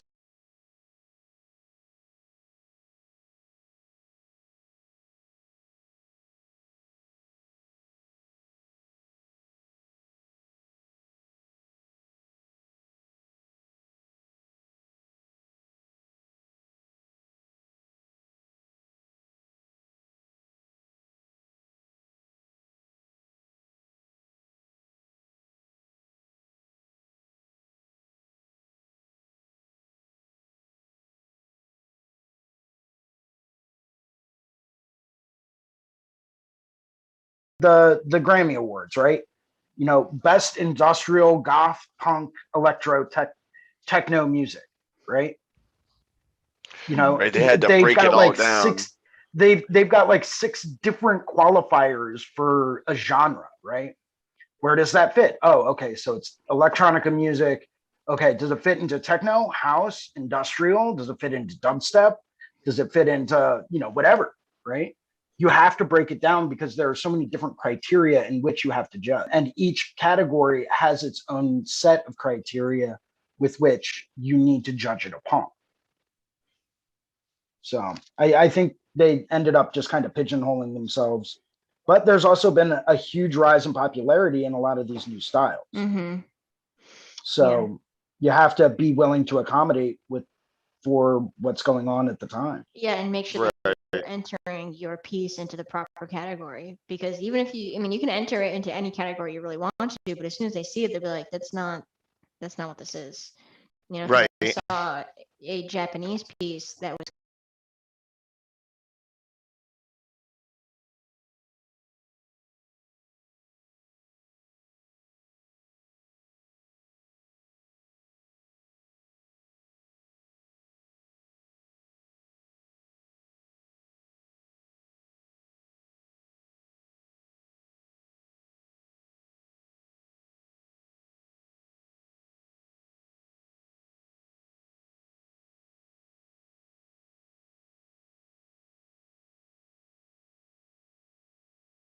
You can enter a piece for Japanese, but depending on what I mean, if you're looking at strictly subject matter, that's one thing. If you're looking at stylistically, that's something totally different. So Japanese can be defined in any number of different ways. I do a lot of like, I guess, neo-trad Japanese stuff where I add a lot more value. I add, you know, kind of funky, more neo-trad type way, traditional by any means, but it's still Japanese in theme, right? Perfect example, the painting that I've been working on, right? This little goldfish painting. You know, it's got Japanese finger waves in it, mm-hmm. right? It's got the Japanese isobars in it. It's got a goldfish in it, right? A very thematically Japanese piece. Would I enter this as Japanese? Probably not, Mm-hmm. because to me, this is more of a neo-trad piece. Mm-hmm. Um, you know, but I think it all kind of depends on how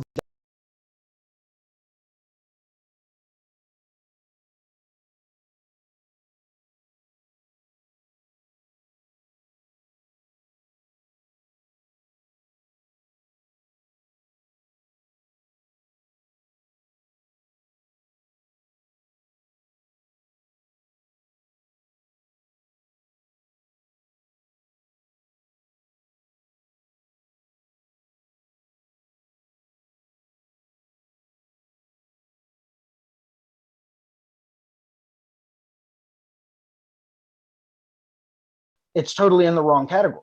Mm-hmm. So you really have to break that down. So it's not so much the elements that are in it that you're looking for in any category. It's more just the overall image that you're seeing or composition, correct? Right. Mm. You know, because if I was going to judge like a traditional Japanese piece, I would want that to be in its own category as far as, looking at the various elements that I'm going to have to judge against for a traditional Japanese piece, which is very different than if I was going to judge an American tradition. Right. So I would look at things of that nature, where with traditional Japanese, you're not going to have a lot of very blended colors. You're not going to have a lot of very deep saturated color blends, and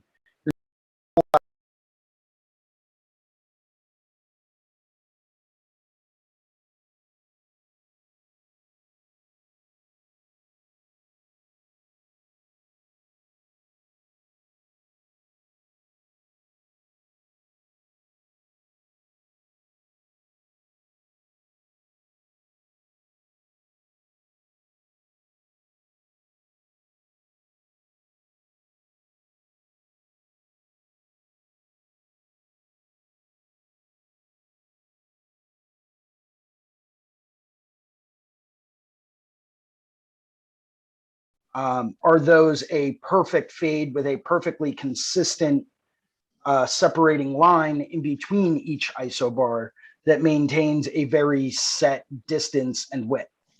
Those are things I would be looking for in traditional Japanese, because I know that's primarily what it's based upon.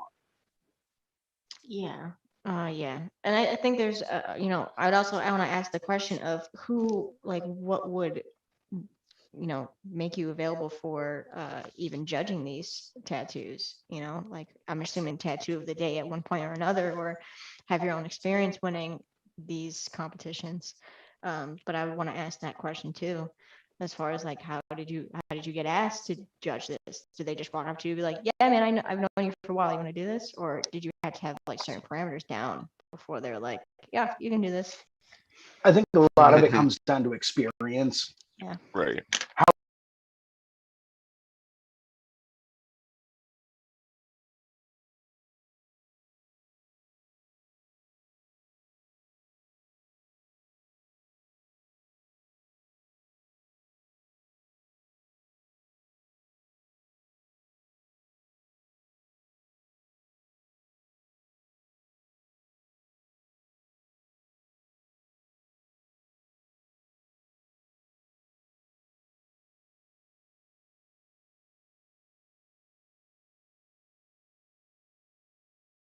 If you yourself cannot execute things to a certain degree, then what gives you the right to judge?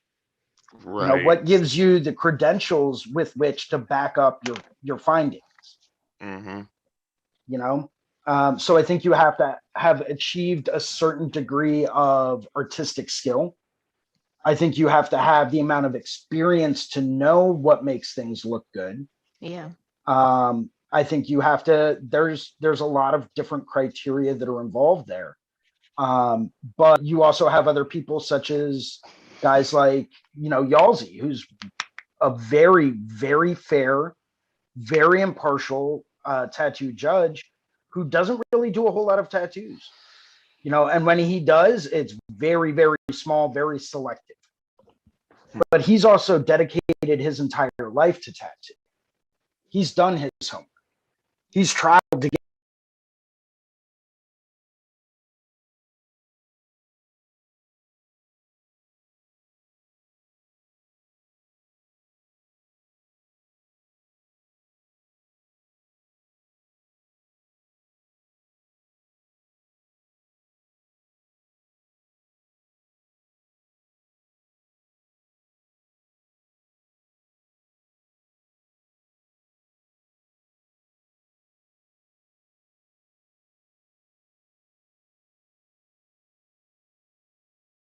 maybe not a lot, but people that have dedicated their entire life to tattooing. Yeah. That have taken the time to understand what makes for a good tattoo. Yeah. And just because you have someone that's been in the industry for 20 or 30 years that doesn't necessarily mean that they've dedicated their light to this craft that we have. Yeah.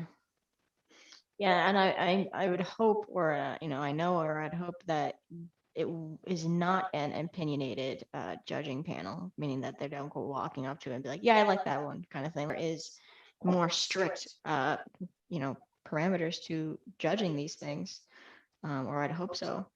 But I would like to definitely know the more in depth if they're willing to share. I don't know if it's like a secret thing, but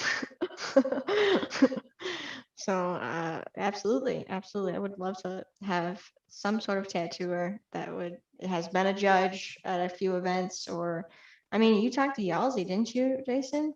Yeah. So I did talk to Yalzi about potentially coming on to interview him.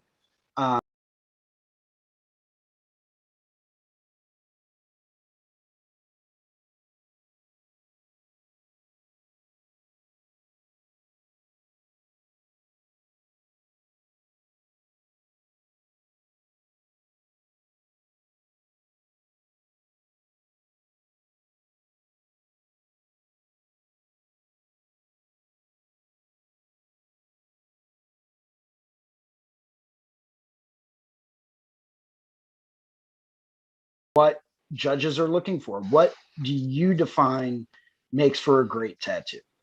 Because it could be very different things than what I'm even thinking of, right? Mm-hmm. And I know for a fact I'm not qualified to be a judge because I still have a lot more work to do. Yeah, everybody Right. does, though. You know what I mean? Everybody always has work to do. Work never stops. Well, that is very, very true. It's never over. As soon as you're done with one, you're like, "Whew, yeah, I have this idea." And on to the next. Or it's just like, okay, cool, I drew up all the clients this week, and then your brain goes, "What about next week?" Yeah. You're not wrong. Shout out to all those artists that are booked out for 3 years, right? Yeah. You do not want to be those guys. A vacation? No. Yeah, I can probably take one in like 2025. See, that's Yeah, where no. like I couldn't do that. I'm not capable of that. Like I won't book out any further than 3 months for a reason.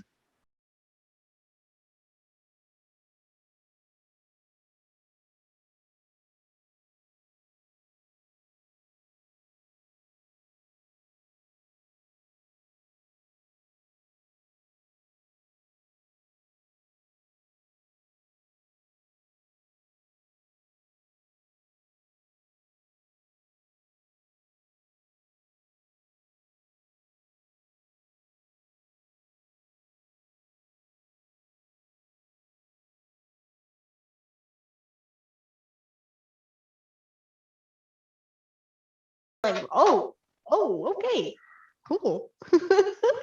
That's amazing. I freaking love stuff like that. I really do. And I mean, I say it now with, because I had one of my largest flaws is I have a giant money problem, and not like a spending money problem, more of just like knowing my worth for what to have my daily rates be and stuff like that. Like I've never had to, until recently, had to explain to somebody what my daily rate would be. And that, once again, like how Jason mentioned, like you are only going to price yourself as what you are, your self-worth is.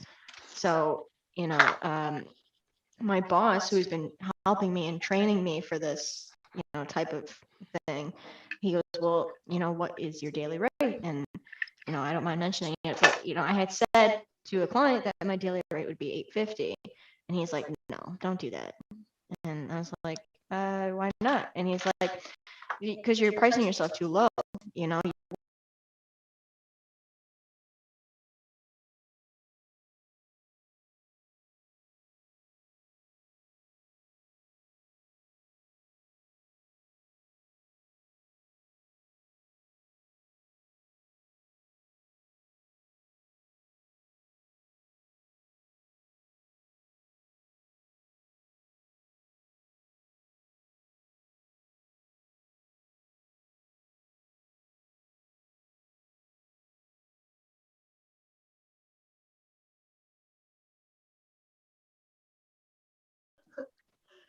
switch headphones.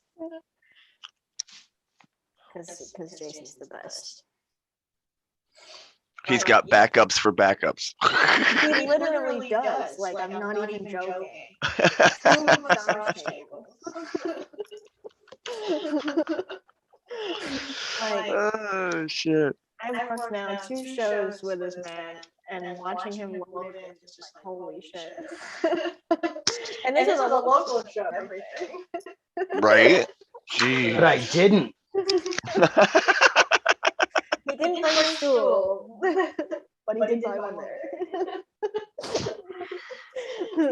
So it's definitely been an experience. But yeah, it's just knowing your self-worth as an artist, for sure, especially in the early days, as I am myself, going from charging somebody $60 an hour to asking for a day rate. And it's not because 100% of I don't know my worth is, but it's more of just I know what a lot of money is, and I feel bad asking somebody to pay that much. Yeah.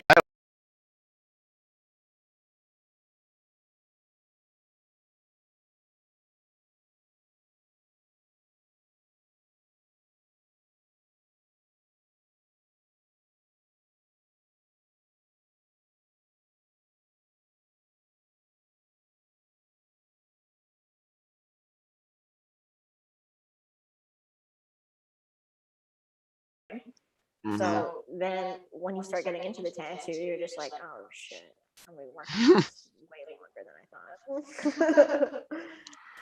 So it's just a runaround issue, but it's inspiring to watch my boss do these day rates and these consultations with these day rates, and still just be like, yeah, perfectly fine. He'll be like, hey, my day rate's good, and then I'm like, yeah, perfectly fine. Like watching that alone, I'm like, oh, I get it now. There's a client for everybody. Mm-hmm. So that's the case for everything.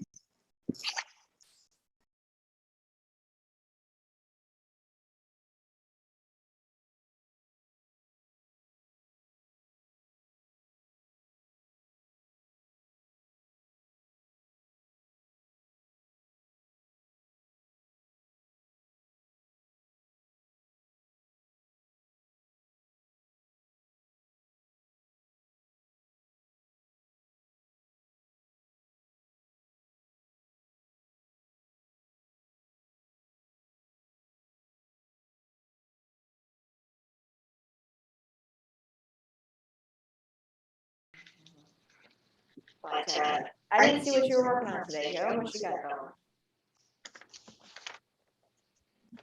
See how well you can see it. Okay. Little mermaid with a. Hi. It's gonna be somebody's. Hey, If they like it. That's the attitude. They also like it, I guarantee. I have my painting behind me, and she's kind of freaking me out.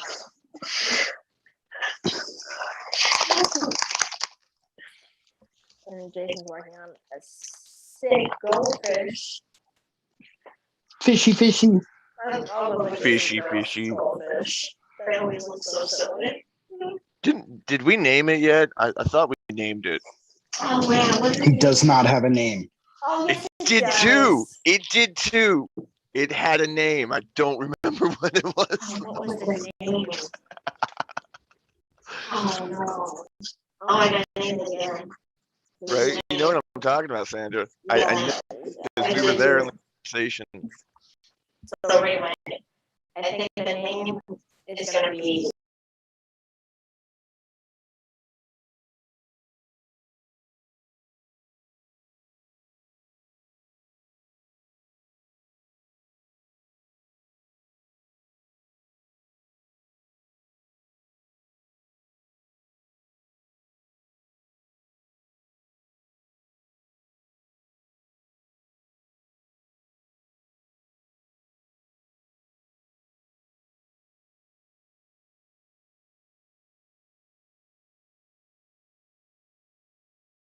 The world is a cruel place. We all know this.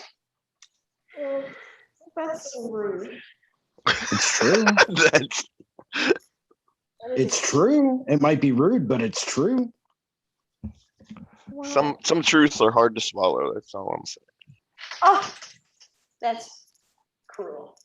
So is the world. How I ironic. was about to say, but it's true. Well, I mean, as a person who has a name that is pronounced many different ways, in many different spellings, this world is cruel. So I shortened my name for quite some time, and my full name is Kirsten.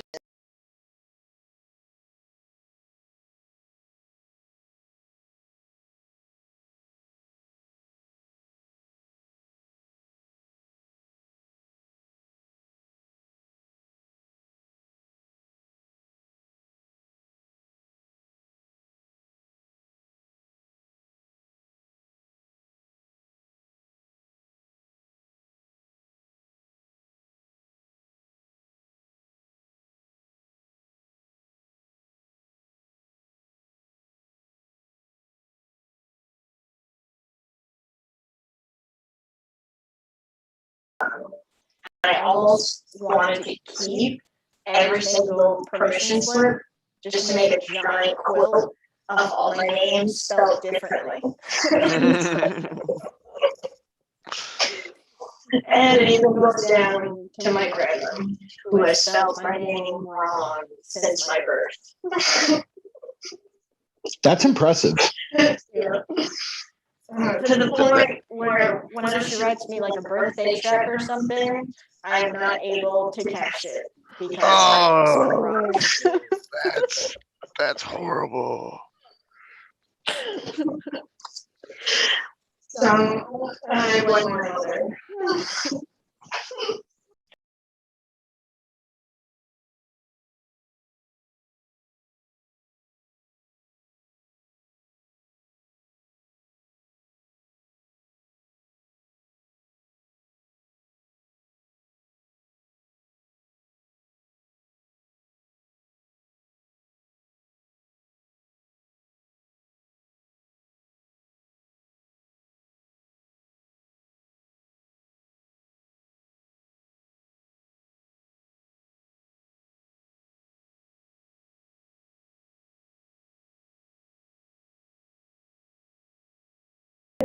Call him Chew.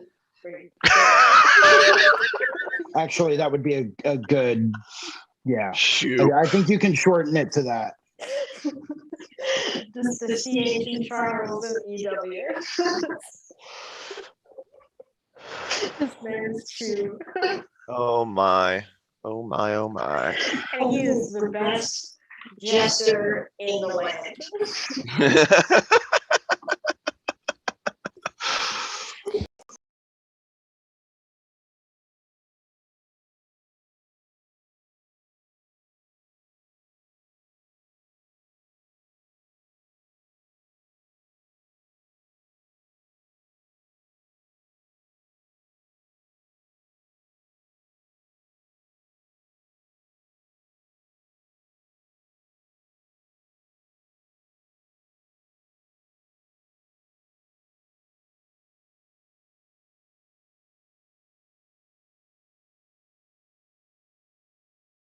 Maybe monocle.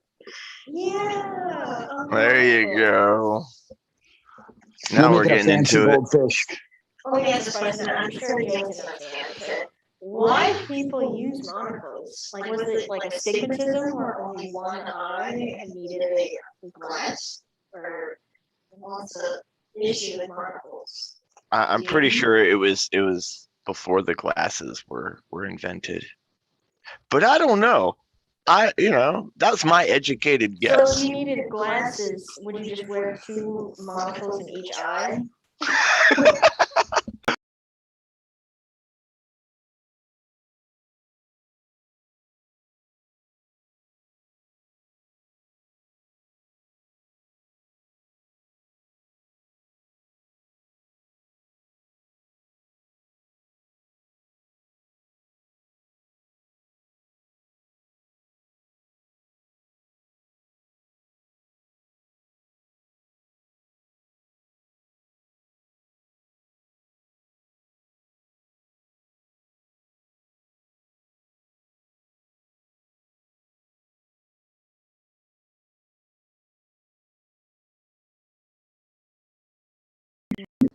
Oh, I just picture like Bubbles from Trailer Park, but with monocles. Oh my goodness. Anything with giant eyes, I'm all about. So I bet you all can guess that one of my favorite tattooers is Jesse Smith. So I'm guessing you like the movie Big Eyes then, huh? There's a movie called Big Eyes. See,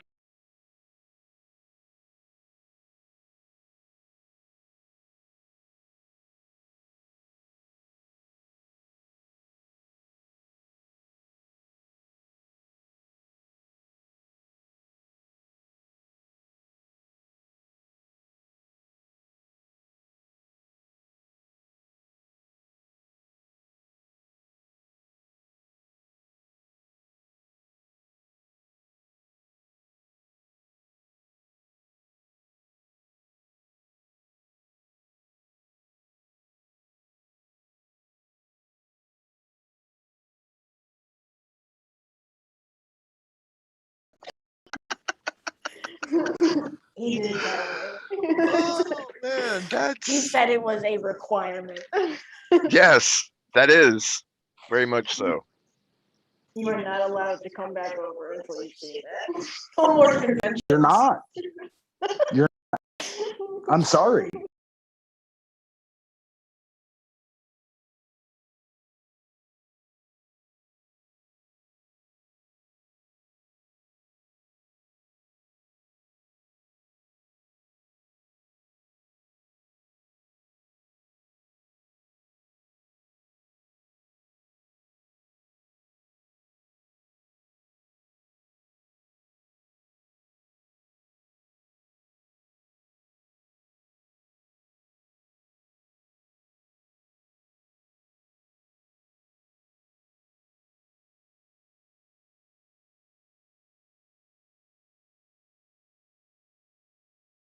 Jason's making me walk home. Oh So we man. gave her that. That's on her required movie list. And Requiem for a Dream. Requiem for a Dream. Which is like, why do you want me to watch that if it's like one of those movies that makes you feel gross inside? It stains your mind.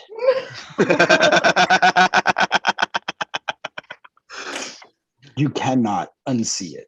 You can't wash it away. Is it just disturbing or is it sad? It's D, all of the above. Great. So just prepare yourself. Yeah, if anybody knows where I can watch these, let me know, I guess. Listen, I don't care if you smoke cigarettes or not, but after you get done watching that movie, you're gonna want to go outside and have a cigarette and just sit and think about life. Just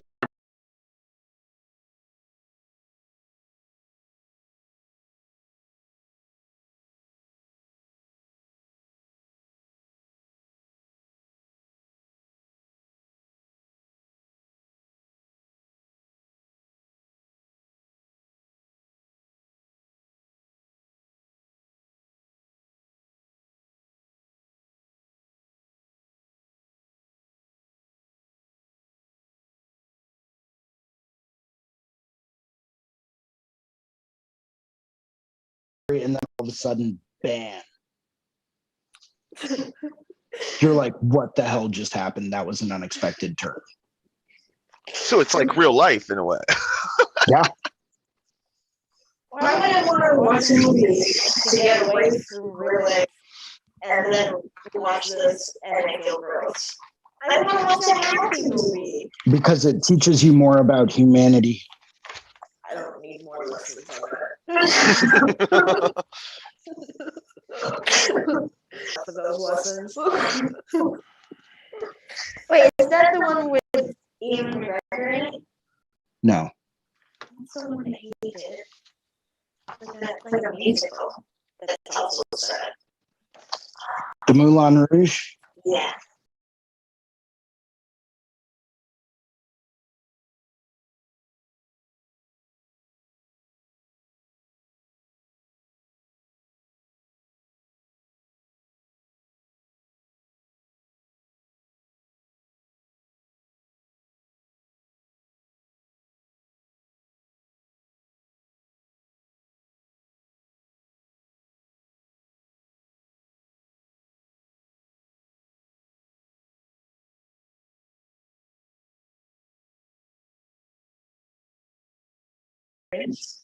You leave me out of this. I've never experienced this either. Like everybody says that having a cold beer in the shower is a good time. Yeah. We talked about Don't that at the shower. don't you have shower beers? No, I- I love a shower beer. I don't think I I've ever even have. had shower margaritas. Nope. Nope. That's where I'm the odd. Nope. Oh, shower beers, got it. Only Jason's on for that one. That's awesome. Well, this has been quite a fun time. So let's close this out, why don't we? Because it's been a nice hefty 2 hours. So let's do this. Joe. Why? Why do you always everybody? Oh, y'all start with me. Why I gotta be first? Because you're the first one on my list.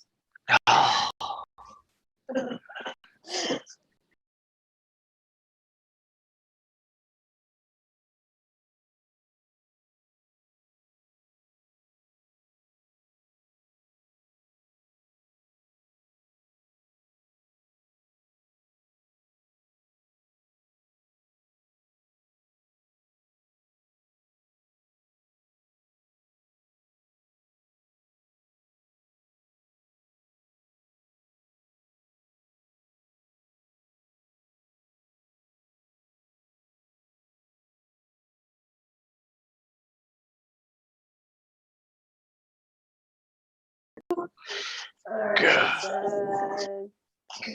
Mr. Jason next. Hey everyone, Jason Leeser here. I usually do the Sunday afternoon drawing groups at 1 p.m. East Coast time for the Reinventing the Tattoo community. Kirsten's here, and we're hanging out post convention. So yeah, come and tune in next Sunday at 1 p.m. and we'll chat. We'll have some fun.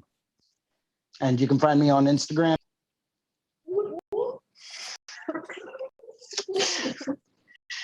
Alright, let's have a right here. Okay. Alright.